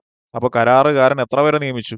210 പേരെ നിയമിച്ചു എന്നാണ് പറഞ്ഞിരിക്കുന്നത്. 210 പേരെ നിയമിച്ചു. ഇനി 12 ദിവസത്തിന് ശേഷം അദ്ദേഹം 70 പേരെ കൂടെ ചേർത്തു എന്നാണ് പറഞ്ഞിരിക്കുന്നത്. 12 ദിവസത്തിന് ശേഷം 70 പേരെ കൂടെ ചേർത്തു. ബാക്കി ജോലികൾ എത്ര ദിവസത്തിനുള്ളിൽ പൂർത്തിയാക്കും എന്നാണ് ചോദ്യം. ഒന്നുകൂടെ, 60 ദിവസം കൊണ്ട് ഒരു നിർമ്മാണ ജോലി പൂർത്തിയാക്കാൻ ഒരു കരാറുകാരൻ എത്ര പേരെ നിയമിച്ചു? 210 പേരെ നിയമിച്ചു. ഇനി 12 ദിവസത്തിന് ശേഷം അദ്ദേഹം 70 പേരെ കൂടെ ചേർത്തു എന്നാ പറഞ്ഞു. 12 ദിവസത്തിന് ശേഷം 210 ആയിരുന്നു, 70 കൂടെ ചേർത്ത് എത്ര പേരായി? ടോട്ടലി 280 പേരായി എന്നൊക്കെ പറയും. അങ്ങനെയാണെങ്കിൽ ആ ബാക്കി ജോലി, 12 ദിവസത്തിന് ശേഷമുള്ള ബാക്കി ജോലി ഫിനിഷ് ചെയ്യാനായിട്ട് എത്ര ദിവസം എടുക്കുമെന്നാണ് ചോദ്യം. എത്ര ദിവസം എടുക്കുമെന്നാണ് ചോദ്യം. പറഞ്ഞു വരാം. അപ്പോ ഇവിടെ നമ്മുടെ ഈ ചോദ്യത്തിൽ 60 ദിവസം കൊണ്ട് ജോലി പൂർത്തിയാക്കാൻ എത്ര പേര് വെച്ചു? 210 എന്ന് പറഞ്ഞാൽ 60 പേര്, അല്ലേ? 210 പേരെ വെച്ച് 60 ദിവസം കൊണ്ട് നമുക്ക് എന്ത് ചെയ്യാൻ പറ്റും? ജോലി ഫിനിഷ് ചെയ്യാൻ പറ്റും. അപ്പൊ മൊത്തം ജോലി എന്ന് പറഞ്ഞാൽ എന്താണ്? മൊത്തം ജോലി എന്ന് പറഞ്ഞാൽ 60 ഇൻറ്റു 210 എന്നാണ്. 60 ഇൻറ്റു 210 എന്നാണ്. അപ്പൊ ഒന്നും കൂടെ, 60 ദിവസം കൊണ്ട് നമുക്ക് എത്ര പേര് വെച്ച്, അല്ലെങ്കിൽ 210 പേരെ വെച്ച് 60 ദിവസം കൊണ്ട് ജോലി ഫിനിഷ് ചെയ്യാം. ഒന്നും കൂടെ 210 പേരെ വെച്ച് നമുക്ക് 60 ദിവസം കൊണ്ട് ജോലി ഫിനിഷ് ചെയ്യാൻ പറ്റുമെന്നാണ് പറഞ്ഞിരിക്കുന്നത്. എന്ന് പറഞ്ഞാൽ മൊത്തം ജോലി എന്ന് പറഞ്ഞാൽ എന്തായിരിക്കും? 60 ഇൻറ്റു 210 ആയിരിക്കും. 60 ഇൻറ്റു 210 ആയിരിക്കും. ഓക്കെയാണ്, 60 ഇൻറ്റു 210. ഇനി അടുത്ത് എന്താ പറഞ്ഞിരിക്കുന്നത്? 12 ദിവസത്തിന് ശേഷം എന്നാ പറഞ്ഞിരിക്കുന്നത്. അപ്പൊ ആദ്യത്തെ 12 ദിവസം എത്ര പേരെ വെച്ച് തന്നെ ജോലി ചെയ്യും? 210 വരെ വെച്ചല്ലേ ജോലി ചെയ്യുന്നത്. ആദ്യത്തെ 12 ദിവസം എന്ന് പറഞ്ഞാൽ 210 വരെ വെച്ച് ജോലി ചെയ്യും. അതായത് 12 ഇൻറ്റു 210 വരെ വെച്ച് അല്ലേ, 210. അതായത് 12 ദിവസം കൊണ്ട് എത്ര ജോലി നടന്നു? 12 ഇൻറ്റു 210 ജോലി നടന്നു. ഓക്കെ ആണോ? ഞാനത് ഗുണിക്കുന്നില്ല, ഗുണിച്ചാൽ വലിയ നമ്പറിലോട്ട് പോകും. ഞാൻ തൽക്കാലം ഗുണിക്കുന്നില്ല. അപ്പൊ ഒന്നും കൂടെ ടോട്ടൽ എത്ര ജോലി ഉണ്ടെന്ന് ചോദിച്ചാൽ എത്രയാണ്? 60 ഇൻറ്റു 210 പേർക്ക് 60 ദിവസം ചെയ്യേണ്ട ജോലിയുണ്ട്. ഇതിൽ 210 പേര് ആദ്യത്തെ 12 ദിവസം ജോലി ചെയ്തെന്നാണ് പറഞ്ഞിരിക്കുന്നത്. അപ്പൊ ആദ്യത്തെ 12 ദിവസം നടന്ന ജോലി എന്ന് പറഞ്ഞാൽ 12 ഇൻറ്റു 210 അല്ലേ? ഓക്കെ ആണോ? അപ്പൊ ഒന്നും കൂടെ 210 പേർക്ക് 60 ദിവസം ചെയ്യേണ്ട ജോലി ഉണ്ടെന്നാ പറഞ്ഞിരിക്കുന്നത്. 210 പേർക്ക് 60 ദിവസം ചെയ്യേണ്ട ജോലിയുണ്ട്. ഇനി അടുത്തെന്താ പറഞ്ഞിരിക്കുന്നത്? ഇതിൽ 210 വരെ വെച്ച് എത്ര ദിവസം ജോലി നടന്നു? 12 ദിവസം ജോലി നടന്നു എന്നാ പറഞ്ഞു. അതായത് 12 ദിവസം ജോലി എന്ന് പറഞ്ഞാൽ 12 ഇൻറ്റു 210 ആണ്. ഓക്കെ ആണോ?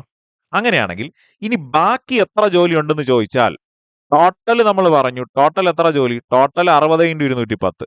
ഇതിൽ എത്ര ജോലി നടന്നു? 12 ഇൻറ്റു 210 ജോലി നടന്നു. ബാക്കി ഇനി എത്ര ജോലി ഉണ്ടെന്ന് ചോദിച്ചാൽ ഇവരുടെ വ്യത്യാസം എടുത്തെടുത്താൽ പോരെ. 60 ഇൻറ്റു 210 മൈനസ് 12 ഇൻറ്റു 210. 60 നിന്ന് 12 കുറയ്ക്കുമ്പോൾ ബാക്കി ഇനിയുള്ള ജോലി എന്ന് പറഞ്ഞാൽ 48 ഇൻറ്റു 210 ജോലിയാണ് ഇനി ബാക്കിയുള്ളത്. 48 ഇൻറ്റു 210 ജോലിയാണ് ബാക്കിയുള്ളത്. ഓക്കെ ആണോ? ഈ 48 ഇൻറ്റു 210 ജോലി ഇനി എത്ര പേര് വെച്ച് ചെയ്യണം? 70 കൂടെ അഡീഷണൽ ആയിട്ട് വന്നില്ലേ? അപ്പോൾ ടോട്ടൽ 210ഉം 70 കൂടെ ചേർത്ത് ഇനി 280 പേരെ വെച്ചാണ് ഈ പറയണ 48 ഇൻറ്റു 210 ജോലി ചെയ്യേണ്ടത്. ഓക്കെ അല്ലേ? വെട്ടിപ്പോവും. 0 വെട്ടിപ്പോയി. 21 7 3 പ്രാവശ്യം, 28 7 4 പ്രാവശ്യം, 4 4 ഒരു പ്രാവശ്യം, 4 4 ഒരു പ്രാവശ്യം, ഇവിടെ 2 പ്രാവശ്യം. 12 ഇൻറ്റു 3 ബാക്കി ജോലി തീരാൻ 36 ദിവസം എടുക്കൂ എന്ന് പറഞ്ഞിട്ടും. അതായത് നമ്മുടെ ആൻസർ ഓപ്ഷൻ സി 36 എന്ന് പറഞ്ഞിട്ടും. ഓപ്ഷൻ സി 36 എന്ന് പറഞ്ഞിട്ടും. ഓക്കെ ആണോ? അപ്പൊ ഇതിനകത്ത് വേണമെങ്കിൽ നമുക്ക് ഈ പറയുന്ന 60 ഇൻറ്റു 210 ഒക്കെ നമുക്ക് മൾട്ടിപ്ലൈ ചെയ്യാം, ഒരു വലിയ ആൻസർ കിട്ടും.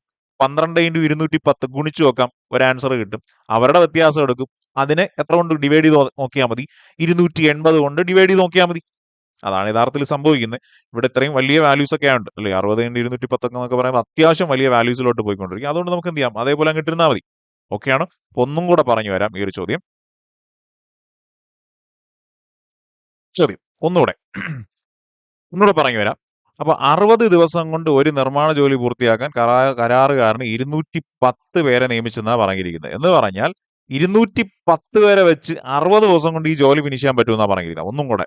അപ്പോൾ 210 പേർക്ക് 60 ദിവസം പൂർത്തിയാക്കാൻ, 60 ദിവസം കൊണ്ട് ചെയ്തു തീർക്കേണ്ട ജോലി എന്ന് പറഞ്ഞാൽ എന്ത് പറയാം? ഈ പറയണ 210 പേർക്ക് 60 ദിവസം കൊണ്ട് ചെയ്യേണ്ട ജോലി ഉണ്ടെന്നാണ് പറയുന്നത്. ടോട്ടൽ വർക്ക് എന്ന് പറഞ്ഞാൽ എത്രയായിരിക്കും? 60 ഇൻറ്റു 210 ആയിരിക്കും. മൊത്തം എത്ര ജോലി ഉണ്ടെന്ന് ചോദിച്ചാൽ 60 ഇൻറ്റു 210 ആയിരിക്കും. ഒന്നും കൂടെ 210 പേർക്ക് 60 ദിവസം കൊണ്ട് ചെയ്തു തീർക്കാനുള്ള ജോലിയേ ഉള്ളൂ എന്ന് പറഞ്ഞാൽ എന്താണത്? 210 ഇൻറ്റു 60 അല്ലെങ്കിൽ 60 ഇൻറ്റു 210 ആണ് ഇവിടുത്തെ ടോട്ടൽ വർക്ക് എന്ന് പറഞ്ഞാൽ. ഇനി അടുത്തെന്താ പറഞ്ഞിരിക്കുന്നത്? 12 ദിവസത്തിന് ശേഷം 70 പേരും കൂടെ വന്നു ചേർന്നു എന്നല്ലേ പറഞ്ഞിരിക്കുന്നത്. എന്ന് പറഞ്ഞാൽ ആദ്യത്തെ 12 ദിവസം എത്ര പേര് വെച്ചേനെ? 210 വരെ വെച്ചാലേ ജോലി നടക്കുള്ളൂ അല്ലേ? അഡീഷണൽ ആയിട്ട് വേറെ ഒന്നുമില്ല, കുറെ പേര് പോയി, അങ്ങനെ ഒന്നുമില്ല. 210 വരെ വെച്ച് ആദ്യത്തെ എത്ര ദിവസം ജോലി നടന്നു? 12 ദിവസം ജോലി നടന്നു. അതായത് 12 ദിവസം നടന്ന ജോലി എത്രയാണെന്ന് ചോദിച്ചാൽ 12 ഇൻറ്റു 210 ആണ്. അപ്പൊ ഒന്നും കൂടെ പറയാം. ഈ പറയണ ടോട്ടൽ വർക്ക് എന്ന് പറഞ്ഞാൽ 60 ഇൻറ്റു 210 ആണ്. ആദ്യത്തെ 12 ദിവസം നടന്ന ജോലി എന്ന് പറഞ്ഞാൽ 12 ഇൻറ്റു 210 ആണ്. പറയാം. അങ്ങനെയാണെങ്കിൽ ബാക്കി ഇനി എത്ര ജോലി ഉണ്ടെന്ന് ചോദിച്ചാൽ മൊത്തം ജോലിയിൽ നിന്ന്, ടോട്ടൽ വർക്കിൽ നിന്ന് 12 ദിവസത്തെ ജോലി കുറച്ചാൽ പോരെ. അതായത് 12 210 60 210 12 210 കുറയ്ക്കുമ്പോൾ നമുക്ക് കിട്ടും 48 210 അല്ലെങ്കിൽ 48 ഇൻറ്റു 210 എന്ന് പറഞ്ഞിട്ട്. ഈ 48 ബാക്കിയുള്ള ജോലിയാണ് അല്ലെ? 48 ഇൻറ്റു 210 എന്ന് പറഞ്ഞാൽ ബാക്കിയുള്ള ജോലിയാണ്. ഈ ബാക്കിയുള്ള ജോലി ഇനി എത്ര പേര് വെച്ചാ ചെയ്യാൻ പോകുന്നത്? 70 കൂടെ അഡീഷണൽ ആയിട്ട് വന്നല്ലേ? 210ഉം 70 കൂടെ ചേരുമ്പോൾ 280 എന്ന് പറഞ്ഞിട്ടു. അപ്പൊ ഡിവൈഡഡ് ബൈ 280. 0 പോയി, ഈ 0 പോയി, ഈ 0 പോയി. 28 7 4 പ്രാവശ്യം, 21 7 3 പ്രാവശ്യം, 4 4 ഒരു പ്രാവശ്യം, 48 4 12 പ്രാവശ്യം. 12 ഇൻറ്റു 3 നമുക്ക് കിട്ടും 36 എന്ന് പറഞ്ഞിട്ടും. അതായത് ബാക്കി ജോലി തീരാൻ എടുക്കുന്ന സമയം എന്ന് പറയുന്നത് എത്രയാണ്? ഓപ്ഷൻ സി 36 ദിവസമാണ്. 36 ദിവസം. ക്ലിയർ അല്ലേ? അടുത്ത ചോദ്യം.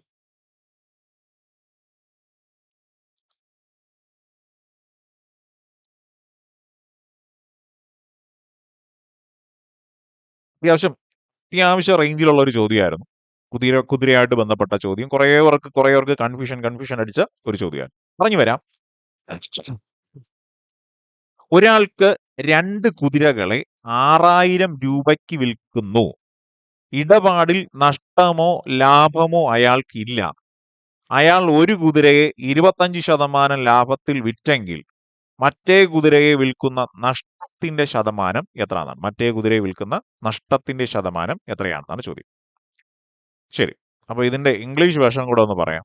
A man cells 2 horses for ₹6,000 each, neither losing or gaining in the deal.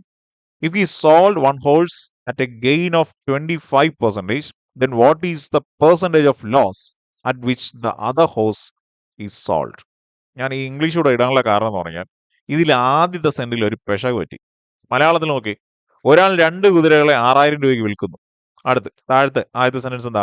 A man cells 2 horses for 6,000 each. 6000 രൂപയ്ക്ക് വീതം വിൽക്കുന്നു എന്നാണ്.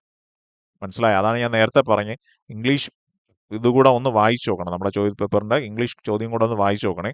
അപ്പോൾ മലയാളീകരിച്ച് വന്നപ്പോൾ ചെറിയൊരു പിശക് പറ്റി. അപ്പോൾ ചോദ്യം ഇങ്ങനെയാണ്: ഒരാൾ 2 കുതിരകളെ 6000 രൂപയ്ക്ക് വീതം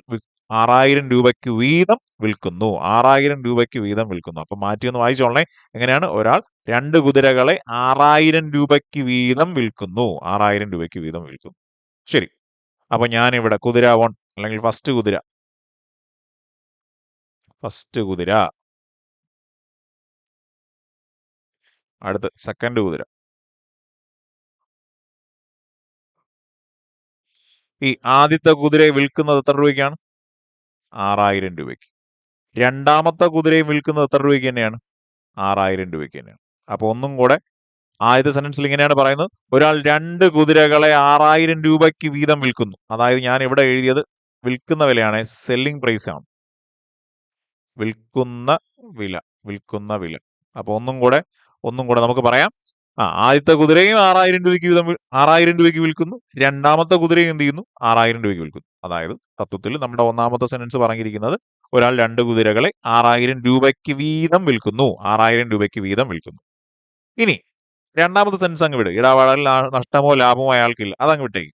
അടുത്ത് പറഞ്ഞിരിക്കുന്നത് അയാൾ ഒരു കുതിരയെ 25% ലാഭത്തിൽ വിറ്റെങ്കിൽ എന്ന് പറഞ്ഞാൽ ഇതിൽ ഒരു കുതിരയെ വിറ്റത് എത്ര ശതമാനം ലാഭത്തിനാണ്? 25% ലാഭത്തിലാണ്. എന്ന് പറഞ്ഞാൽ ഇതിൽ ആദ്യത്തെ കുതിരയെ 6000 രൂപയ്ക്ക് കൊടുക്കുമ്പോൾ അയാൾക്ക് എത്ര ശതമാനം ലാഭം കിട്ടും? 25% ലാഭം കിട്ടും. ഒന്നും കൂടെ നന്നായിട്ട് മനസ്സിലാക്കണേ. ആദ്യത്തെ കുതിരയെ 6000 രൂപയ്ക്ക് കൊടുക്കുമ്പോൾ കിട്ടുന്ന ലാഭം എത്രയാണ്? 25%. ഒന്നുകൂടെ, ആദ്യത്തെ കുതിരയെ അയാൾ 6000 രൂപയ്ക്ക് വിൽക്കുമ്പോൾ കിട്ടുന്ന ലാഭം എത്രയാണ്? 25%. എന്ന് പറഞ്ഞാൽ ലാഭമായ 25% ഉൾപ്പെടെയാണ് അയാൾ 6000 രൂപയ്ക്ക് കൊടുക്കുന്നത്. ഓക്കെ ആണോ? അപ്പൊ എങ്ങനെയാണ് ലാഭമായ 25% ഉൾപ്പെടെ അല്ലെ? ആദ്യത്തെ കുതിര 6000 രൂപയ്ക്ക് കൊടുക്കുമ്പോൾ 25% ലാഭം കിട്ടുക എന്ന് പറഞ്ഞാൽ ലാഭമായ 25% ഉൾപ്പെടെയല്ലേ 6000 എന്ന് പറഞ്ഞാൽ തത്വത്തിൽ 125%. 125% എന്ത്? 6000 എന്ന് പറയുന്നത്. 125% 6000. ഓക്കെ ആണോ? അപ്പൊ ഒന്നും കൂടെ നന്നായിട്ട് മനസ്സിലാക്കണേ. 2 കുതിരകളും കൊടുക്കണത് 6000 രൂപയ്ക്കാണ്. ഇതിൽ ആദ്യത്തെ കുതിരയെ 6000 രൂപയ്ക്ക് കൊടുക്കുമ്പോൾ 25% ലാഭം കിട്ടുമെന്നാണ്. എന്ന് പറഞ്ഞാൽ 125, ആദ്യത്തെ കുതിരയെ സംബന്ധിച്ച് 125% എന്ത്? 6000 എന്ന് പറയുന്നത്. 125% 6000. നമുക്കറിയാം 125% 6000 ആണെങ്കിൽ അതിന്റെ യഥാർത്ഥ പ്രൈസ് കാണാൻ എത്ര ശതമാനം കണ്ടുപിടിച്ചു കൊടുത്താൽ മതി? 100% എത്ര എന്ന് കണ്ടുപിടിച്ചാൽ മതി. 100% എത്ര എന്ന് കണ്ടുപിടിച്ചാൽ മതി. ഓക്കെ ആണോ? നമ്മൾ ഇങ്ങനെ എഴുതി കഴിഞ്ഞാൽ നമ്മൾ എന്ത് ചെയ്യും? ക്രോസ് ചെയ്യില്ലേ? അങ്ങോട്ടും ഇങ്ങോട്ടും ക്രോസ് ചെയ്യും. ക്രോസ് ചെയ്യുമ്പോൾ 2 എണ്ണം വരുന്ന മേളിൽ എഴുതും. അതായത് 6000 ഇൻറ്റു 100 മേളിലും ഒറ്റയ്ക്ക് നിൽക്കുന്ന 125 താഴെ എഴുതി കൊടുക്കും. 25 കൊണ്ട് വെട്ടുകയാണെങ്കിൽ ഇവിടെ 5 പ്രാവശ്യമുണ്ട്. 100ൽ 25 4 പ്രാവശ്യമുണ്ട്. 5ൽ 5 1 പ്രാവശ്യം. 60ൽ 5 12 0. 1200 ഇൻറ്റു 4 എന്ന് പറയും അല്ലേ? 1200 ഇൻറ്റു 4 നമുക്ക് കിട്ടും 4800 എന്ന് കിട്ടി. എന്ന് പറഞ്ഞാൽ ആദ്യത്തെ കുതിരയുടെ വാങ്ങിയ വില എന്ന് പറഞ്ഞാൽ എത്രയാണ്? 4800 രൂപയാണ്. വാങ്ങിയ വില എന്ന് പറഞ്ഞാൽ 4800 രൂപയാണ്. അപ്പോൾ ഒന്നും കൂടെ, ഇപ്പോൾ ആദ്യത്തെ കുതിരയെ 6000 രൂപയ്ക്ക് കൊടുക്കുമ്പോൾ 25% ലാഭം കിട്ടുമെന്നാണ്. എന്ന് പറഞ്ഞാൽ 125%മാണ് 6000 രൂപ. അങ്ങനെയാണെങ്കിൽ 100% എത്ര എന്നാണ്? അങ്ങനെയാണെങ്കിൽ 100% അല്ലെങ്കിൽ അതിന്റെ യഥാർത്ഥ പ്രൈസ് നമ്മൾ കണ്ടുപിടിച്ചു. എത്രന്ന് കിട്ടി? 4800. എന്ന് പറഞ്ഞാൽ ആദ്യത്തെ കുതിര 4800 രൂപയ്ക്ക് അല്ലേ? ആദ്യത്തെ കുതിരയെ സംബന്ധിച്ച് 4800 രൂപയ്ക്ക് വാങ്ങിയിട്ട് കൊടുക്കുന്നത് എത്ര രൂപയ്ക്കാണ്? 6000 രൂപയ്ക്ക്. അപ്പൊ ഒന്നുകൂടെ, ആദ്യത്തെ കുതിരയാണെങ്കിൽ 4800 രൂപയ്ക്ക് വാങ്ങിയിട്ട് 4800 രൂപയ്ക്ക് വാങ്ങിയിട്ട് കൊടുക്കുന്നത് എത്ര രൂപയ്ക്കാണ്? 6000 രൂപയ്ക്കാണ് കൊടുക്കുന്നത്. ഓക്കെ ആണോ? ഇനി നമുക്ക് ബാക്കി പറഞ്ഞു വരാം. രണ്ടാമത്തെ സെന്റൻസിൽ പറഞ്ഞിരിക്കുന്നത് എന്താണ്? ഇടപാടിൽ നഷ്ടമോ ലാഭമോ ഇല്ല എന്നാണ്. എന്ന് പറഞ്ഞാൽ രണ്ട് കുതിരയും കൂടെ വാങ്ങണതും വിലയും രണ്ട് കുതിരയും കൂടെ വിൽക്കുന്ന വിലയും എന്തായിരിക്കണം? തുല്യം അല്ലെ? വിൽക്കുന്ന വിലയും വാങ്ങുന്ന വിലയും തുല്യമാണെങ്കിലല്ലേ കച്ചവടത്തിൽ ലാഭമില്ല നഷ്ടമില്ല എന്ന് പറയുള്ളൂ. നമുക്ക് പറയാം, രണ്ടും കൂടെ വിറ്റത് എത്ര രൂപയ്ക്കായിരുന്നു? 12000 രൂപയ്ക്കല്ലേ? ആദ്യത്തെ കുതിര വിറ്റത് 12000 രൂപയ്ക്ക്. സോറി, രണ്ട് കുതിരയും കൂടെ വിറ്റത് 12000 രൂപയ്ക്കാണ്. ഇനി രണ്ട് കുതിരയും വാങ്ങുന്നത് എത്ര രൂപയ്ക്ക് തന്നെ ആയിരിക്കണം? 12000 രൂപയ്ക്ക്. എങ്കിലല്ലേ ഇടപാടിൽ നഷ്ടമോ ലാഭമോ ഇല്ല എന്ന് പറയാൻ പറ്റുള്ളൂ. അങ്ങനെയല്ലേ? അപ്പോ ഒന്നുകൂടെ ശ്രദ്ധിച്ചോളണം. രണ്ട് കുതിരയും ഇല്ലേ, ഓരോ കുതിരയും 6000 രൂപയ്ക്ക് വിൽക്കുന്നു പറഞ്ഞാൽ രണ്ടും കൂടെ വിൽക്കുന്ന എത്ര രൂപയ്ക്കാണ്? 12000. ഇനി ലാഭവും നഷ്ടവും വരാതിരിക്കണമെങ്കിൽ രണ്ടും കൂടെ വാങ്ങണത് എത്ര രൂപയ്ക്ക് തന്നെ ആയിരിക്കണം? 12000 രൂപയ്ക്കല്ലേ? ഇനി പറ, രണ്ടാമത്തെ കുതിര എത്ര രൂപയ്ക്ക് വാങ്ങിച്ചാണ്? ഇവിടെ ആദ്യത്തെ കുതിര നമ്മൾ 4800 രൂപയ്ക്ക് വാങ്ങിയെന്ന് പറഞ്ഞു. അങ്ങനെയാണെങ്കിൽ ഈ 4800ന്റെ കൂടെ എത്ര കൂട്ടുമ്പോഴാണ് 12000 കിട്ടുന്നത്? 12000 മൈനസ് 4800 ചെയ്താൽ മതി. നമുക്ക് കിട്ടും 7200. എന്ന് പറഞ്ഞാൽ രണ്ടാമത്തെ കുതിര വാങ്ങിയത് 7200 രൂപയ്ക്ക്, കൊടുത്തത് എത്ര രൂപയ്ക്കായിരുന്നു? 6000 രൂപയ്ക്ക്. ഒന്നും കൂടെ, രണ്ടാമത്തെ കുതിര വാങ്ങിയത് എത്ര രൂപയ്ക്കാണ്? 7200 രൂപയ്ക്കാണ്. കൊടുത്തത് എത്ര രൂപയ്ക്കാണ്? 6000 രൂപയ്ക്കാണ്. ഓക്കെ ആണോ? അങ്ങനെയാണെങ്കിൽ കച്ചവടം നഷ്ടമല്ലേ? നഷ്ടശതമാനം നമുക്കറിയാം, പല രീതിയിൽ പറയാം കേട്ടോ. നഷ്ടം ഡിവൈഡഡ് ബൈ വാങ്ങിയ വില ഇൻറ്റു 100 എന്നല്ലേ നഷ്ടശതമാനം എന്ന് പറഞ്ഞാൽ. ഇവിടുത്തെ നഷ്ടം 7200 രൂപയ്ക്ക് വാങ്ങിയിട്ട് അല്ലേ? നമുക്ക് പറഞ്ഞു നോക്കാം. 7200 രൂപയ്ക്ക് വാങ്ങിയിട്ട് 6000 രൂപയ്ക്ക് കൊടുത്തു. ഒന്നും കൂടെ, 7200 രൂപയ്ക്ക് വാങ്ങിയിട്ട് 6000 രൂപയ്ക്ക് കൊടുത്തു. അവിടുത്തെ നഷ്ടം എന്ന് പറഞ്ഞാൽ എത്രയാണ്? 1200. നഷ്ടം ഡിവൈഡഡ് ബൈ വാങ്ങിയ വില. ഇവിടുത്തെ വാങ്ങിയ വില എന്ന് പറഞ്ഞാൽ എത്ര? 7200 ഇൻറ്റു എന്ത് ചെയ്താൽ മതി? 100 ചെയ്താൽ മതി. 2 0 പോയി 2 0 പോയി 72ൽ 12 6 പ്രാവശ്യം. 12ലാണെങ്കിൽ ഒരു പ്രാവശ്യം 100 കിട്ടി. 100/6 എവിടെ കണ്ടാലും ചാടി വീണ് എഴുതും. നമ്മുടെ ആൻസർ എന്തായിരിക്കും? 100/6 ആണെങ്കിൽ 16 2/3% നഷ്ടം എന്ന് പറയാം. അങ്ങനെയാണ് നമ്മുടെ answer option B. Option B 16 2/3% നഷ്ടം. 16 2/3% നഷ്ടം. ഓക്കെ ആണോ? അപ്പോൾ ഇൻ കേസ് നിങ്ങൾക്ക് മനസ്സിലാവുന്നില്ലെങ്കിൽ ഒരു പ്രാവശ്യം കൂടെ ഒന്ന് റിപ്പീറ്റ് ചെയ്ത് കാണുക കേട്ടോ. ഈ ചോദ്യം ഒരു പ്രാവശ്യം കൂടെ ഒന്ന് റിപ്പീറ്റ് ചെയ്ത് കാണുക, മനസ്സിലാവും. അപ്പോൾ വേറെ ഒന്നുമില്ല, ഇത് സംഭവം ഒരു ആദ്യമായിട്ടൊക്കെ ചോദിക്കുന്ന ടൈപ്പാണ്. അപ്പം നമുക്കൊരു പരീക്ഷ ഹാളിലിരിക്കുന്ന ഒരു ഫീലിൽ നമുക്ക് ചിലപ്പം കുറച്ചൊന്ന് വട്ടം കറങ്ങേണ്ടി വരും. അല്ലാതെ കൺസെപ്റ്റുകളെല്ലാം പക്ക നമ്മുടെ ഈ പറഞ്ഞ ശതമാനത്തിൻ്റെയും ലാഭനഷ്ടത്തിൻ്റെയും കൺസെപ്റ്റുകൾ തന്നെയാണ്. ഒന്ന് ആലോചിച്ച് എഴുതി കഴിഞ്ഞാൽ നമുക്ക് സിമ്പിളായിട്ട് ചെയ്യാൻ പറ്റും. ഓക്കെ അല്ലേ? ചോദ്യം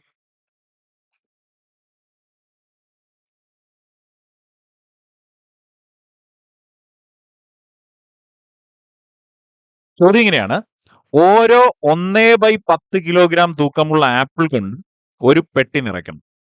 ആപ്പിൾ നിറച്ചതിന് ശേഷം പെട്ടിയുടെ ഭാരം 4/5 കിലോഗ്രാമിൽ കൂടരുത്. പെട്ടിയിൽ വെക്കാവുന്ന പരമാവധി ആപ്പിൾ എത്ര എന്നാണ്. ഒന്നും കൂടെ, ഓരോ ആപ്പിളിന്റെയും തൂക്കം എത്രയാണ്? 1/10 കിലോഗ്രാം ആണ് അല്ലെ? ഓരോ ആപ്പിളിന്റെയും തൂക്കം എന്ന് പറഞ്ഞാൽ 1/10 കിലോഗ്രാം ആണ്. ഇനി ഈ 1/10 കിലോഗ്രാം ഉള്ള ആപ്പിൾ കൊണ്ട് നമുക്ക് പെട്ടി നിറയ്ക്കണമെന്നാണ് പറഞ്ഞിരിക്കുന്നത്.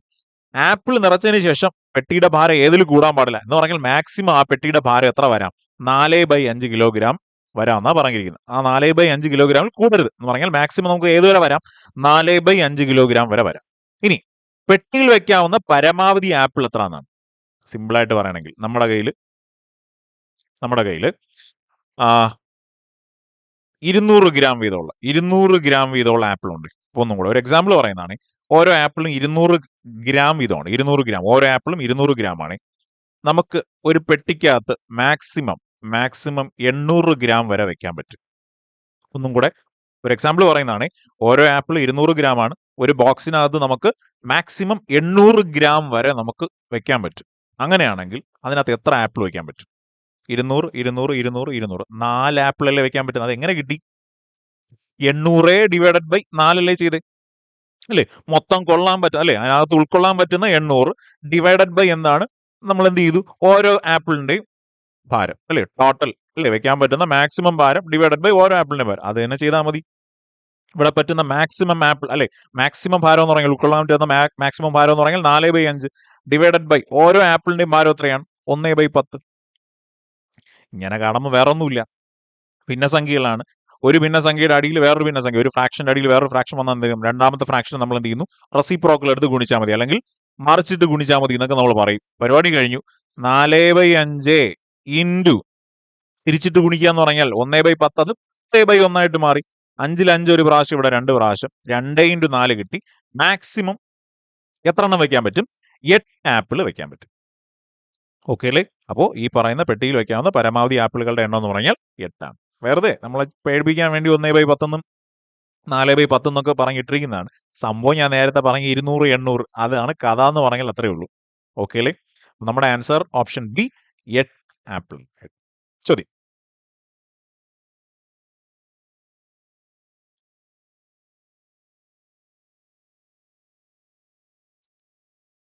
ശരി, അത്യാവശ്യം നല്ലൊരു ചോദ്യമാണ്. ചോദ്യം ഇങ്ങനെയാണ്: ഗണിത ശ്രേണിയിൽ 10,877 തുക ലഭിക്കാൻ എത്ര പദങ്ങൾ ചേർക്കണം എന്നാണ്.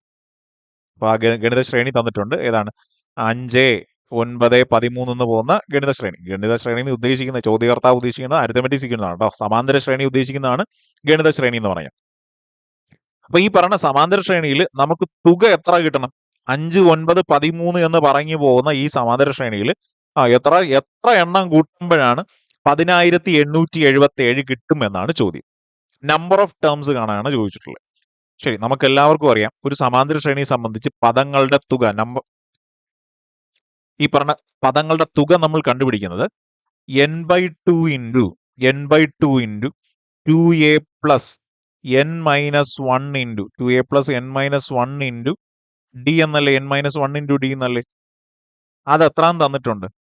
ഈ തുക 10,877 എന്ന് തന്നിട്ടുണ്ട്. ഇതിനകത്ത് നമ്മൾ n കണ്ടുപിടിക്കണം. a നമുക്കറിയാം, a എന്ന് പറഞ്ഞാൽ എത്ര? 5 അല്ലേ? അപ്പൊ ഇട്ട് കൊടുക്കുമ്പോൾ n/2 ഇൻറ്റു 2a 2 ഇൻറ്റു 5 ചെയ്യുമ്പോൾ പ്ലസ് n-1 ഇൻറ്റു ഡി എന്ന് പറഞ്ഞാൽ കോമൺ ഡിഫറൻസ് എന്ന് പറഞ്ഞാൽ എത്ര വെച്ച് കൂടി പോകുന്നു? 4 വെച്ചല്ലേ? 4 ഈക്വൽ ടു എന്ന് കിട്ടും 10,877 എന്ന് പറഞ്ഞിട്ട് കഴിഞ്ഞില്ല. വീണ്ടും n/2 into 10 plus bracket open ചെയ്യുമ്പോൾ 4 ഇൻറ്റു n 4n 4 ഇൻറ്റു 1 എന്ന് പറഞ്ഞാൽ -4 ഈക്വൽ ടു എന്തായിരിക്കും? 10,877 എന്ന് പറഞ്ഞിട്ട് കഴിഞ്ഞില്ല. വീണ്ടും n/2 ഇൻറ്റു 10 - 4 അല്ലെ? 10 - 4 എന്ന് പറഞ്ഞാൽ 6 ആണ്. 6 പ്ലസ് 4n ഈക്വൽ ടു എന്ന് പറയാം 10,877 എന്ന് പറഞ്ഞിട്ട്. വീണ്ടും ഈ n/2 കൊണ്ട് അകത്തോട്ട് നമ്മൾ ഗുണിക്കുമ്പോൾ n/2 ഇൻറ്റു, അല്ലെ? അകത്തോട്ട് ഗുണിക്കുമ്പോൾ n/2 ഇൻറ്റു 6 പ്ലസ് വീണ്ടും n/2 into 4n equal to എത്രയെന്ന് പറയാം? 10,877 എന്ന് പറയാം. ഇവിടെ 2 ഒരു പ്രാവശ്യം, 2 പ്രാവശ്യം, 2 ഒരു പ്രാവശ്യം, ഇവിടെ 3 പ്രാവശ്യം. നമുക്ക് ഇങ്ങനെ കിട്ടും: 3n plus 2n square equal to 10,877 എന്ന് പറയും. ശരി, ഇതിൽ നിന്ന് നമ്മൾ എന്ത് കണ്ടുപിടിക്കണം? n കണ്ടുപിടിക്കാനാ പറഞ്ഞിരിക്കുന്നത്. n കണ്ടുപിടിക്കാന്ന് പറഞ്ഞാൽ കുറച്ച് ചടങ്ങാണ്. ചടങ്ങ് എന്ന് പറഞ്ഞാൽ വേറെ ഒന്നുമില്ല.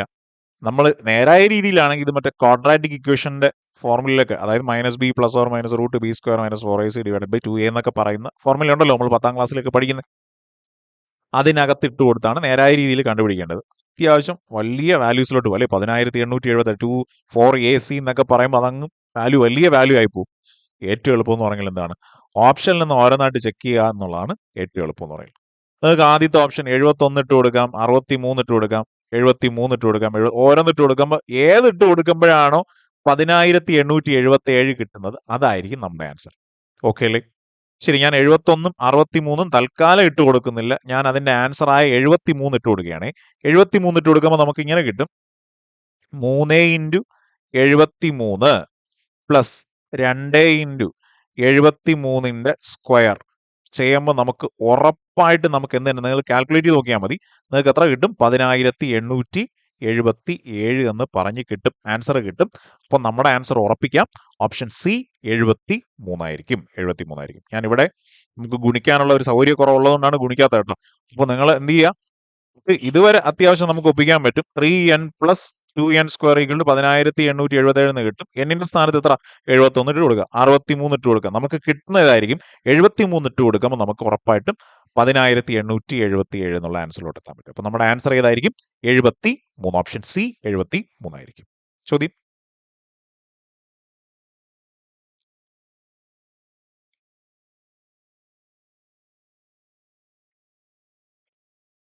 ചോദ്യം 42 സെന്റിമീറ്റർ വ്യാസവും 10 സെന്റിമീറ്റർ ഉയരവുമുള്ള ഒരു സിലിണ്ടർ ആകൃതിയുള്ള ബക്കറ്റിൽ നിറയെ മണൽ നിറച്ചിരിക്കുന്നു. ഒന്നുകൂടെ, 42 സെന്റിമീറ്റർ വ്യാസവും 10 സെന്റിമീറ്റർ ഉയരവും 10 സെന്റിമീറ്റർ ഉയരമൊക്കെ ഉള്ള ഒരു സിലിണ്ടറിൽ സിലിണ്ടർ ആകൃതിയിലുള്ള ഒരു ബക്കറ്റ് നിറയെ എന്താണ്? മണലാണ്. ഇനി ബക്കറ്റിലെ മണൽ താഴേക്ക് ഇട്ടപ്പോൾ, നമുക്കറിയാം ഇങ്ങനെ കൂനയായിട്ട് വരും അല്ലെ, മൺകൂന എന്നൊക്കെ പറയില്ലേ, ഇപ്പൊ ഇത്രയുള്ളൂ. ബക്കറ്റിലെ മണൽ താഴേക്ക് ഇട്ടപ്പോൾ മണൽ ഒരു ഏതിന്റെ ആകൃതിയിൽ വന്നു? കോണിന്റെ ആകൃതിയിലേക്ക് മാറി എന്നാ പറഞ്ഞിരിക്കുന്നത്. ഇനി കോണിന്റെ ഉയരം 21 സെന്റിമീറ്റർ ആണെങ്കിൽ കോണിന്റെ അടിസ്ഥാന വിസ്തീർണം എത്രയാണ്? കോണിന്റെ ഉയരം 21 സെന്റിമീറ്റർ ആണെങ്കിൽ കോണിന്റെ അടിസ്ഥാന വിസ്തീർണം എന്ന് പറഞ്ഞാൽ ബേസ് ഏരിയ എന്നാണ് ഉദ്ദേശിക്കുന്നത്. അടിസ്ഥാനം എന്നൊക്കെ പറഞ്ഞാൽ പാദത്തിന്റെ പരപ്പളവ്. അതാണ് നമ്മൾ കുറെ കൂടെ നമ്മൾ ട്രഡീഷണൽ ആയിട്ട് പറഞ്ഞു വരുന്ന രീതി, പാദത്തിന്റെ പരപ്പളവ് എന്നാണ്. അപ്പോൾ കോണിന്റെ എന്ത് കണ്ടുപിടിക്കണം? അടിസ്ഥാന വിസ്തീർണം അല്ലെങ്കിൽ ബേസ് ഏരിയ കണ്ടുപിടിക്കാനാണ് പറഞ്ഞിരിക്കുന്നത്. ഓക്കെ ആണോ? അപ്പൊ ഞാനിവിടെ ചെറിയൊരു ചിത്രമൊക്കെ പറഞ്ഞിട്ടുണ്ട്. ഒരു സിലിണ്ടർ ഉണ്ട്. ഈ സിലിണ്ടറിലേക്ക് എന്ത് മാറി? സിലിണ്ടറിനെ കോണാക്കി മാറ്റി എന്നാ പറഞ്ഞിരിക്കുന്നത്. അപ്പൊ നമ്മുടെ ചോദ്യം എന്ന് പറഞ്ഞാൽ, നമ്മൾ പണ്ട് പോലെ പറഞ്ഞുകൊണ്ട് ഒരു സാധനത്തിന് ഉരുക്കി നമ്മൾ വേറൊരു സാധനം ഉണ്ടാക്കിയാൽ എന്ന് പറഞ്ഞാൽ, ഒരു സിലിണ്ടറിനെ ഉരുക്കി നമ്മളൊരു കോൺ ഉണ്ടാക്കിയാൽ അവിടെ എന്ത് മാറണില്ല? അവിടെ വ്യാപ്തം മാറണില്ല. അതായത് സിലിണ്ടറിന്റെയും കോണിന്റെയും വ്യാപ്തം എന്തായിരിക്കും? സെയിം ആയിരിക്കും. ഓക്കെ ആണോ? അപ്പൊ നന്നായിട്ട് മനസ്സിലാക്കണേ. ഒരു സാധനം മാറി വേറൊരു ഷേപ്പായി എന്ന് പറഞ്ഞാൽ എന്ത് മാറൂല? അതിനകത്ത് വോളിയം മാറുന്നില്ല, വ്യാപ്തം മാറുന്നില്ല. ഒന്നും കൂടെ, അപ്പോൾ നമ്മൾ സാധാരണ പറയുന്നത് എന്താണ്? ഒരു സിലിണ്ടറിനെ ഉരുക്കി ഒരു കോൺ ഉണ്ടാക്കി, അല്ലെങ്കിൽ എന്താണ്? ഒരു സാധനം മാറി വേറൊരു സാധനമായിട്ട് മാറുന്നു എന്ന് പറഞ്ഞാൽ ഷേപ്പ് മാറിയതല്ലാതെ എന്തിലും ഒരു മാറ്റവും ഇല്ല, വ്യാപ്തത്തിൽ ഒരു മാറ്റവും വരില്ല, വോളിയം അവിടെ ചേഞ്ച് ചെയ്യുന്നില്ല എന്ന് പറഞ്ഞാൽ നമുക്ക് ഇങ്ങനെ പറയാം: സിലിണ്ടറിന്റെ വോളിയവും കോണിന്റെ വോളിയം എന്തായിരിക്കും? സെയിം ആയിരിക്കും. ഒന്നുകൂടെ, സിലിണ്ടറിന്റെ വോളിയവും കോണിന്റെ വോളിയം എന്തായിരിക്കും? സെയിം ആയിരിക്കും. പറഞ്ഞു വരാം. അപ്പോ നമ്മൾ ഇങ്ങനെ പറയും: സിലിണ്ടറിന്റെ വ്യാപ്തവും കോണിന്റെ വ്യാപ്തവും എന്താണ്? സെയിം ആണ്. അങ്ങനെയാണെങ്കിൽ നമ്മൾ രണ്ട് കാര്യങ്ങൾ അറിയണം. സിലിണ്ടറിന്റെ വ്യാപ്തം കണ്ടുപിടിക്കേണ്ട ഇക്വേഷൻ എന്താ? സിലിണ്ടറിന്റെ πr²h എന്നാണ്. കോണിന്റെ ആണെങ്കിൽ 1/3 πr²h എന്നാണ്. മാറിപ്പോരുതേ. സിലിണ്ടറിന്റെ വ്യാപ്തം എന്ന് പറഞ്ഞാൽ πr²h എന്നും, കോണിന്റെ ആണെങ്കിലോ 1/3 πr²h എന്നാണ്. നമുക്ക് ഇവിടെ വേണമെങ്കിൽ R1 എന്നും H1 എന്നും R2 H2 എന്നും കൊടുക്കാം. തൽക്കാലം ഞാൻ കൊടുക്കുന്നില്ല, R എന്നും H എന്ന് തന്നെ ഇടുന്നു. സിലിണ്ടറിന്റെ വ്യാപ്തം പറയാം, πr²h എന്നല്ലേ. ഞാൻ പൈക്ക് വാല്യൂ ഇട്ട് കൊടുത്തു. പൈയുടെ വാല്യൂ എന്ന് പറഞ്ഞാൽ 22/7 ഇൻറ്റു R². സിലിണ്ടറിന്റെ വ്യാസം തന്നിട്ടുണ്ട് അല്ലെ, 42 സെന്റിമീറ്റർ വ്യാസം. അപ്പോൾ ആരോ എന്ന് പറഞ്ഞാൽ, വ്യാസം എന്ന് പറഞ്ഞാൽ ഡയമീറ്റർ ആണ്, ആരോ എന്ന് പറഞ്ഞാൽ റേഡിയസ് അല്ലേ. 42ന്റെ പകുതി എത്രയായിരിക്കും? 21. πr², 21ന്റെ സ്ക്വയർ, 21 × 21 ഇൻറ്റു അതിന്റെ ഹൈറ്റ് എന്ന് പറഞ്ഞാൽ എന്താണ്? 10 സെന്റിമീറ്റർ ഉയരം എന്നല്ലേ. അപ്പോൾ ഇൻറ്റു 10 ഈക്വൽ ടു കോണിന്റെ വ്യാപ്തവും സെയിം തന്നെ അല്ലേ. അതായത് എന്തായിരിക്കും? 1/3 πr². R² എന്ന് പറയുമ്പോൾ കോണിന്റെ റേഡിയസ് തന്നിട്ടുണ്ടോ? കോണിന്റെ ഉയരം തന്നിട്ടുണ്ട് അല്ലെ. കോണിന്റെ ഉയരം തന്നിട്ടുണ്ട്, R² ഇറങ്ങിയുള്ള. അപ്പോൾ π × R² ഇൻറ്റു πr² ഇൻറ്റു കോണിന്റെ ഹൈറ്റ് എന്ന് പറഞ്ഞാൽ എത്രയായിരുന്നു? 21 ആയിരുന്നു. ഓക്കെ ആണോ? അപ്പോൾ നമ്മൾ വ്യക്തമായിട്ട് മനസ്സിലാക്കണേ, ഇവിടെ ഒരു സാധനം മാറി വേറൊരു ഷേപ്പായിട്ട് മാറിയെന്നേ ഉള്ളൂ അല്ലേ. മണൽ എന്നൊക്കെ പറയണമെങ്കിൽ ഒരു ഷേപ്പ് മാറി വേറൊരു ഷേപ്പായിട്ട് മാറി. അപ്പോൾ എന്ത് മാറിയില്ല? വ്യാപ്തത്തിന് ഒരു മാറ്റവും ഇല്ല, വോളിയം ചേഞ്ച് ചെയ്യുന്നില്ല. സിലിണ്ടറിന്റെ വ്യാപ്തവും കോണിന്റെ വ്യാപ്തം എന്തായിരിക്കും? സെയിം ആയിരിക്കും. സിലിണ്ടറിന്റെ വ്യാപ്തം നമുക്ക് പറയാം പൈ ആർ സ്ക്വയർ വെച്ചെന്നല്ലേ. ഞാനിവിടെ പൈക്ക് വാല്യൂ ഇട്ട് കൊടുത്തു. പൈയുടെ വാല്യൂ എത്ര ഇട്ട് കൊടുത്തു? 22/7 ഇട്ട് കൊടുത്തു. ആർ സ്ക്വയർ സിലിണ്ടറിന്റെ വ്യാസം തന്നിട്ടുണ്ട്. വ്യാസം എത്രയാണ്? 42 എന്ന് പറഞ്ഞ് തന്നിട്ടുണ്ട്. അപ്പോൾ ആരം എന്ന് പറഞ്ഞാൽ 42ന്റെ പകുതിയായിരിക്കും 21 ആയിരിക്കും. 21 × 21 ആർ സ്ക്വയർ. അതിന്റെ ഹൈറ്റ് തന്നിട്ടുണ്ട് 10 ആണ്. അപ്പോൾ പൈ ആർ സ്ക്വയർ h എന്നിട്ട്. ഇനി കോണിന്റെ വ്യാപ്തം നമ്മൾ എങ്ങനെയാ പറയേണ്ടത്? 1/3 പൈ ആർ സ്ക്വയർ എന്നല്ലേ. അപ്പോൾ 1/3 പൈ ആർ സ്ക്വയർ h തന്നിട്ടുണ്ട് അല്ലേ. ഹൈറ്റ് എത്രയും തന്നിട്ടുണ്ട്? 21 തന്നിട്ടുണ്ട് ഇൻറ്റു h 21. ഇതിനകത്ത് വെട്ടേണ്ടതൊക്കെ വെട്ടാം. 21 പോയി, ഇവിടത്തെ 21 പോയി, ഇവിടത്തെ 7 പോയി, 21ൽ 7 3 പ്രാവശ്യം. ഓക്കെ അല്ലേ. ഇനി നമുക്ക് പറയാം ഇതിൽ നിന്ന് ഞാൻ പൈ ആർ സ്ക്വയർ അവിടെ കിടന്നോട്ടെ. നമുക്ക് ഇങ്ങനെ പറയാം, ബാക്കിയുള്ളത് 22 × 3 × 10 ലെഫ്റ്റ് ഹാൻഡ് സൈഡിലുണ്ട് equal to 1/3 pi R square വലതുവശത്തുമുണ്ട്. ഇനി നമ്മുടെ ചോദ്യം എന്തായിരുന്നു? എങ്കിൽ അടിസ്ഥാന വിസ്തീർണം ആരുടെ? കോണിന്റെ ബേസ് ഏരിയ ചോദിച്ചിട്ടുള്ളത്. കോണിന്റെ ബേസ് ഏരിയ എന്ന ബേസ് ഏത് ഷേപ്പിലായിരിക്കുന്നത്? സർക്കുലർ ഷേപ്പിലല്ലേ. സർക്കിളിന്റെ പരപ്പളവ് ഏരിയ നമുക്കറിയാം പൈ ആർ സ്ക്വയർ എന്നല്ലേ. എന്ന് പറഞ്ഞാൽ കോണിനെ സംബന്ധിച്ച് ഈ ഒരു സാധനം കണ്ടുപിടിച്ചു കൊടുത്താൽ പോരെ. പൈ ആർ സ്ക്വയർ കണ്ടുപിടിച്ചാൽ പോരെ. പൈ ആർ സ്ക്വയർ കണ്ടുപിടിക്കണമെങ്കിൽ ഈ താഴെയുള്ള 3 ഇപ്പുറത്ത് വരുമ്പോൾ മേളിലല്ലേ വരുന്നത്. അതായത് നമുക്കിങ്ങനെ പറയാം 22 × 3 × 10 ഇപ്പുറത്ത് വലതുവശത്ത് താഴെയുള്ള 3 ഇപ്പുറത്ത് വരുമ്പോൾ അത് മേളിൽ വരും ഇൻറ്റു 3 ഈക്വൽ ടു എന്ന് പറയും പൈ ആർ സ്ക്വയർ എന്ന് പറയാം. നമുക്ക് ആവശ്യം എന്ത് തന്നെയാണ് കണ്ടുപിടിക്കേണ്ടത്? ഈ പൈ ആർ സ്ക്വയർ ആണല്ലേ. പൈ ആർ സ്ക്വയറിന്റെ വാല്യൂ എന്ന് പറഞ്ഞാൽ അടുത്ത കിടപ്പുണ്ട്. എല്ലാം കൂടെ ഗുണിച്ച് പറഞ്ഞാൽ മതി. 22 × 3 × 10 × 3 നിങ്ങൾ ഗുണിക്കുകയാണെങ്കിൽ നിങ്ങൾക്ക് കിട്ടും 1980 എന്ന് പറഞ്ഞു കിട്ടും.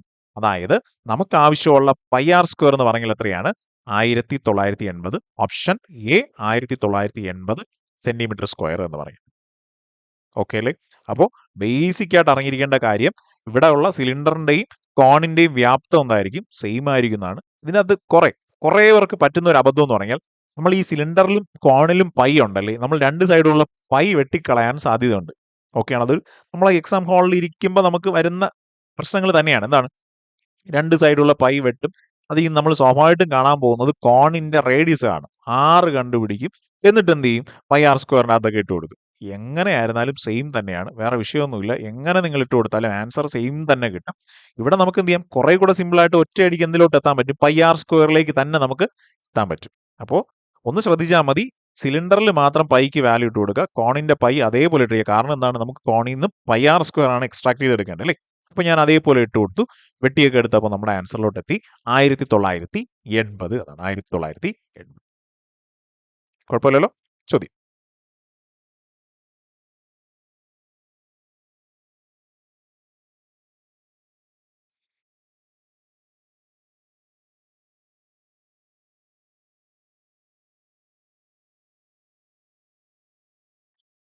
ഇതങ്ങനെ ഒരു ബുദ്ധിമുട്ടുള്ള ചോദ്യമായിട്ട് ഫീൽ ചെയ്തില്ല.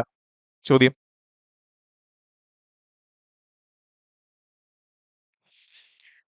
നമ്മുടെ സ്ഥിരമൊക്കെ വരുന്ന ടൈപ്പ് തന്നെയാണ് അല്ലേ. ഈ പറയുന്ന ഫ്രാക്ഷൻസുമായിട്ടൊക്കെ ബന്ധപ്പെട്ട ചോദ്യമാണ്.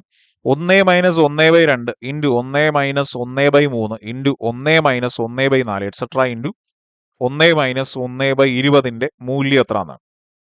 അത്യാവശ്യം നമുക്ക് പെട്ടെന്ന് പറഞ്ഞു വരാം. 1 - 1/2 അല്ലെങ്കിൽ 1/2 കുറയ്ക്കുമ്പോൾ നമുക്ക് എത്ര കിട്ടും?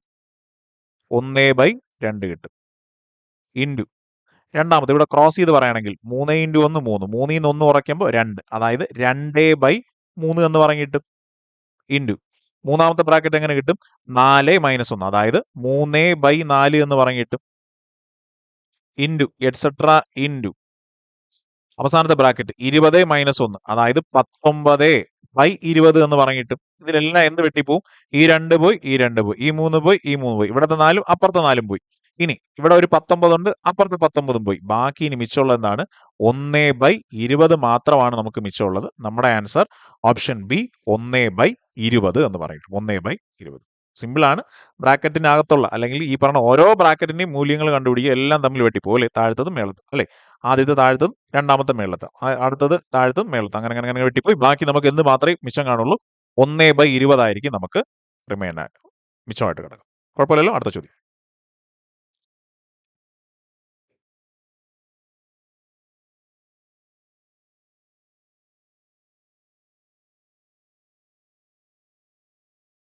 ശരി, ഇതൊരു അത്യാവശ്യം നല്ല ചോദ്യം തന്നെയാണ്. ചോദ്യം 9x plus 3x minus 90 equal to 0 എങ്കിൽ എക്സിന്റെ മൂല്യം എത്ര എന്നാണ്? എക്സിന്റെ മൂല്യം എത്ര എന്നാണ്? പല രീതിയിൽ ചെയ്യാൻ കേട്ടോ, നമുക്ക് വേണമെങ്കിൽ നേരായ രീതിയിൽ സോൾവ് ചെയ്തെടുക്കാം. എങ്കിലും ഈ ഒരു ചോദ്യത്തിന്റെ ഒരു ഇതനുസരിച്ച് നമുക്ക് ഏറ്റവും എളുപ്പം ഓപ്ഷനിൽ നിന്ന് എടുത്തിട്ട് കൊടുത്ത് ചെയ്യുന്നതാണ് എളുപ്പം. ഓക്കെ അല്ലേ? അപ്പൊ നമ്മൾ പവറിലാണ് എക്സിന്റെ വാല്യൂ ഒക്കെ ഇട്ട് കൊടുക്കേണ്ടത്. അത്യാവശ്യം നമ്മൾ ചെറിയ വാല്യൂവിൽ നിന്ന് ഇട്ട് കൊടുക്കുകയാണെങ്കിൽ നമുക്ക് പെട്ടെന്ന് ആൻസർ. അങ്ങനെയില്ല, നമ്മൾ ചെയ്യുമ്പോൾ നമ്മുടെ ഒരു കോംപ്ലക്സിറ്റി കുറയ്ക്കാനായിട്ട് എപ്പോഴും എന്ത് ചെയ്യുക, നമുക്ക് എളുപ്പമുള്ള ഈ ഓപ്ഷനിൽ നിന്ന് ചെയ്യുന്ന ചോദ്യങ്ങൾ എപ്പോഴും നിങ്ങൾ ചെയ്യേണ്ടത് ഏറ്റവും സിമ്പിൾ ആയിട്ടുള്ള ഓപ്ഷൻസ് ആദ്യം ചെയ്യണം കേട്ടോ. കുറേ നമുക്ക് ടൈം, ഇപ്പോൾ ഇൻ കേസ് ഏറ്റവും സിമ്പിൾ ആയിട്ടുള്ള ഓപ്ഷൻ ആണെങ്കിൽ നമുക്ക് എന്ത് ചെയ്യാം, പെട്ടെന്ന് ആൻസറിലോട്ട് എത്താം. ചിലപ്പോൾ അത് വലിയ ആൻസർ അല്ലേ, വലിയ നമ്പർ ആയിരിക്കും, കുറച്ചുകൂടെ കോംപ്ലക്സ് ആയിട്ടുള്ള ഒരു ഓപ്ഷൻ ആയിരിക്കും കിടക്കുന്നത്. വലിയ വിഷയമൊന്നുമില്ല. എപ്പോഴും ചെയ്യേണ്ടത് എന്താണ്, ചെറുതിൽ നിന്ന് വലുതിലോട്ട് അല്ലെങ്കിൽ സിമ്പിൾ ആയിട്ടുള്ള ഓപ്ഷനിൽ നിന്ന് വലുതിലോട്ടുള്ള ഓപ്ഷൻ ആയിരിക്കും ഇട്ട് കൊടുക്കുന്നതായിരിക്കും നല്ലത്. ഇവിടെ ഞാൻ ആദ്യം ചെയ്യുന്ന ഓപ്ഷൻ ഡി ആണ് ഇട്ട് കൊടുക്കുന്നത്. 2 ഇട്ട് കൊടുക്കാം. നമുക്ക് പറയാം 9 എക്സിന്റെ സ്ഥാനത്ത് 2 പറയുകയാണെങ്കിൽ 9 പ്ലസ് 3 മൈനസ് 90 ചെയ്യുമ്പോൾ 0 കിട്ടണമെന്ന് മാത്രം നോക്കിയാൽ മതി. 9 അല്ലെങ്കിൽ 9ന്റെ സ്ക്വയർ എന്ന് പറഞ്ഞാൽ എത്രയാണ്? 81 പ്ലസ് 3ന്റെ സ്ക്വയർ എന്ന് പറഞ്ഞാൽ എത്ര? 9 മൈനസ് 90 കഴിഞ്ഞു. 81 9 കൂടെ കൂട്ടുമ്പോൾ 90, 90 മൈനസ് 90 നമുക്ക് എത്ര കിട്ടുന്നുണ്ട്? 0 കിട്ടുന്നുണ്ട്. അപ്പം നമ്മുടെ ആൻസർ നമുക്ക് ഉറപ്പിക്കാം ഏതാണ്? ഓപ്ഷൻ ഡി 2 ആയിരിക്കും. ഓക്കെ അല്ലേ? അപ്പൊ ഇതിന്റെ നേരായ രീതി ഞാൻ തൽക്കാലം പറയുന്നില്ല. അപ്പൊ ഇങ്ങനെയുള്ള ചോദ്യങ്ങൾ എന്ത് ചെയ്യുക, ഓപ്ഷനിൽ നിന്ന് ഇട്ട് കൊടുക്കുന്നത് തന്നെയാണ് ഏറ്റവും നല്ലത്. ഓപ്ഷനിൽ നിന്ന് ഇട്ട് കൊടുത്ത് ചെയ്യുന്നതന്നെയാണ് നല്ലത്. അപ്പൊ നമ്മുടെ ആൻസർ എന്ന് പറഞ്ഞാൽ ഓപ്ഷൻ ഡി 2 എന്ന് പറഞ്ഞിട്ട് 2.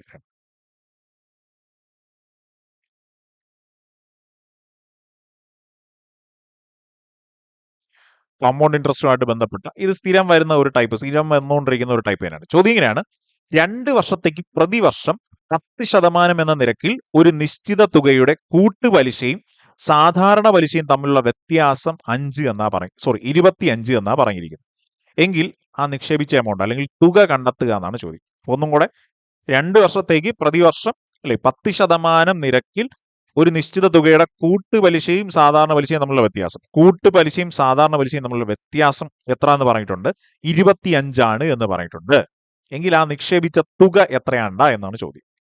ശരി, ചെയ്യുന്ന പരിപാടി 2 വർഷത്തേക്കാണെങ്കിൽ നിങ്ങൾ മനസ്സിലാക്കേണ്ടത്, 2 വർഷത്തേക്കാണെങ്കിൽ കൂട്ടുപലിശയും സാധാരണ പലിശയും തമ്മിലുള്ള വ്യത്യാസം തന്നിട്ടുണ്ടെങ്കിൽ നിക്ഷേപിച്ച തുക എങ്ങനെ കണ്ടുപിടിക്കും എന്ന് ചോദിച്ചാൽ ഡിഫറൻസ് ഇൻറ്റു അല്ലെങ്കിൽ കൂട്ടുപലിശയും സാധാരണ പലിശയും തമ്മിലുള്ള വ്യത്യാസം ഇൻറ്റു 100/6 ഇൻറ്റു 100/6 ചെയ്തു കൊടുത്താൽ മതി. അപ്പൊ ഒന്നും കൂടെ, എങ്ങനെയാണ്?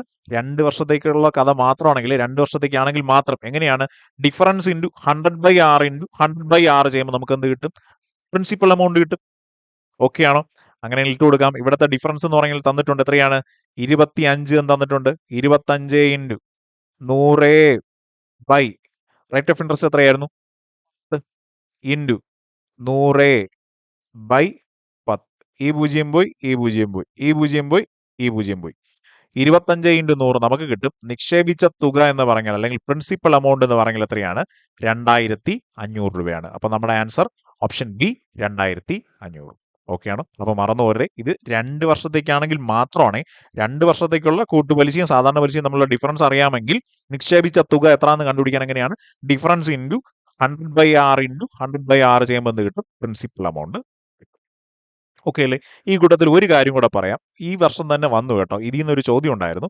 3 വർഷത്തേക്കുള്ള സാധാരണ പലിശയും കൂട്ടുപലിശയും തമ്മിലുള്ള വ്യത്യാസം അറിയാമെങ്കിൽ നിക്ഷേപിച്ച തുക കണ്ടുപിടിക്കേണ്ട ഇക്വേഷൻ ഇങ്ങനെയാണ്: difference into 100/6 into 100/6 into 100/300 plus 6 എന്നാണ്. അപ്പൊ മറന്നു പോരുതേ, 3 വർഷത്തെ കഥ കൂടെ ഒന്ന് പഠിച്ചോളണം. 3 വർഷത്തെ കാര്യം കൂടെ ഒന്ന് മനസ്സിൽ ഇട്ടോളണേ.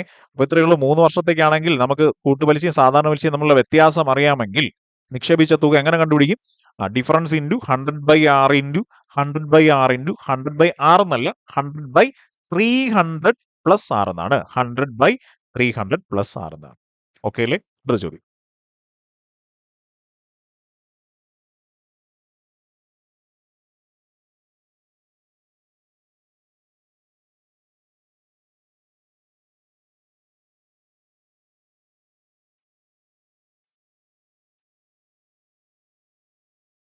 സ്പോട്ട് മാസുമായിട്ട് ബന്ധപ്പെട്ട ചോദ്യമാണ്. വലിയ കോംപ്ലക്സിറ്റി ഇല്ലാത്ത ചോദ്യം തന്നെയാണ്. ചോദ്യം പറഞ്ഞു വരാം.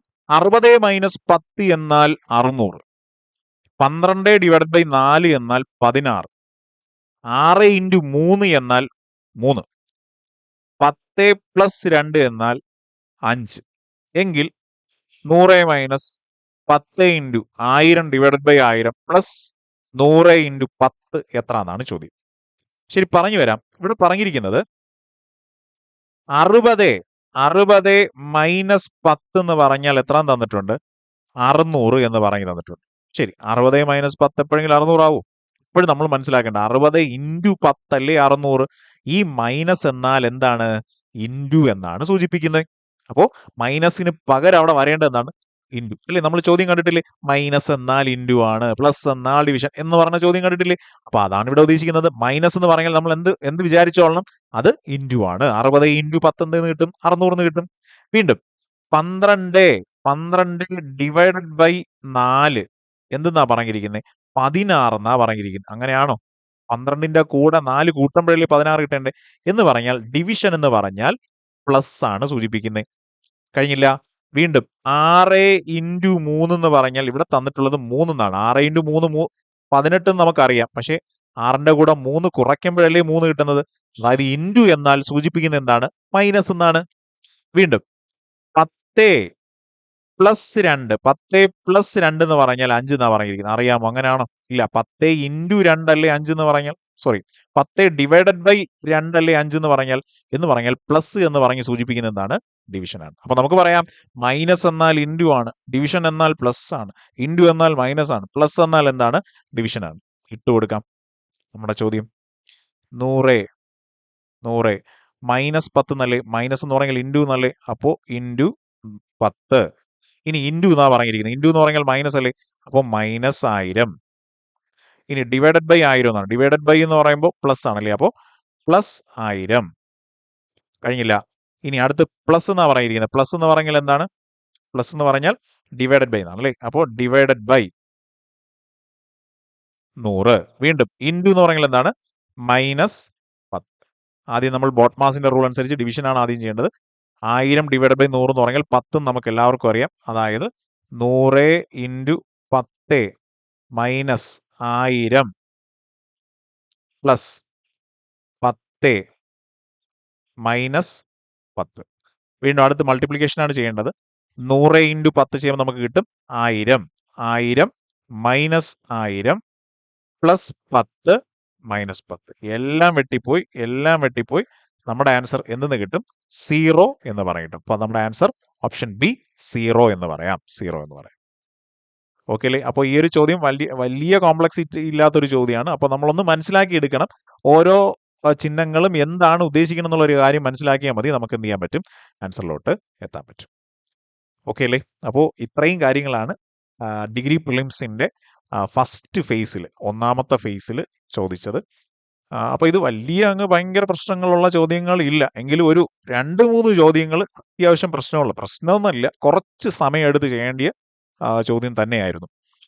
അപ്പോൾ വേറെ പ്രശ്നങ്ങളൊന്നുമില്ല. ഈ ഒരു ടൈപ്പിലുള്ള ചോദ്യങ്ങൾ തന്നെ ഇനിയുള്ള പരീക്ഷകൾക്ക് വരട്ടെ എന്ന് ആശംസിക്കുന്നു. എല്ലാവിധ പ്രാർത്ഥനകളും ഉണ്ടാവും. നന്നായിട്ട് പഠിക്കുക. അപ്പോൾ ഇനി വരുന്ന എക്സാം, അതായത് നാളെ നമുക്കൊരു എക്സാം ഉണ്ട്. വരുന്ന എക്സാംസ് എല്ലാം നന്നായിട്ട് അറ്റൻഡ് ചെയ്യുക. ഇനി തീരെ പ്രശ്നമായിട്ടുള്ള ചോദ്യം അങ്ങ് വിട്ടേക്കുക. വെറുതെ സമയം കളയണ്ട. ഇനി കിട്ടുന്നില്ല എന്ന് പറഞ്ഞാൽ അയ്യോ അതിൻ്റെ പുറകിൽ ഇരിക്കേണ്ട ആവശ്യമൊന്നും ഇല്ല കേട്ടോ. എങ്കിൽ നമ്മുടെ ബാക്കിയുള്ള GK പാർട്ട് നമ്മുടെ കയ്യിൽ നിന്ന് പോകാനും സാധ്യതയുണ്ട്. അപ്പോൾ കുറച്ച് ബുദ്ധിപരമായിട്ടൊന്ന് ചോദ്യങ്ങൾ അറ്റൻഡ് ചെയ്യുക. വേറെ ഒരു പ്രശ്നമില്ല. വലിയ പ്രശ്നം കാണിക്കില്ല എന്നാണ് തോന്നുന്നത്. ഇനിയുള്ള ഫേസുകളും വലിയ പ്രശ്നക്കാരനല്ലായിരുന്നു ഫസ്റ്റ് ഫേസ്. അപ്പോൾ നന്നായിട്ട് പഠിക്കുക. എല്ലാവർക്കും all the best. Thank you.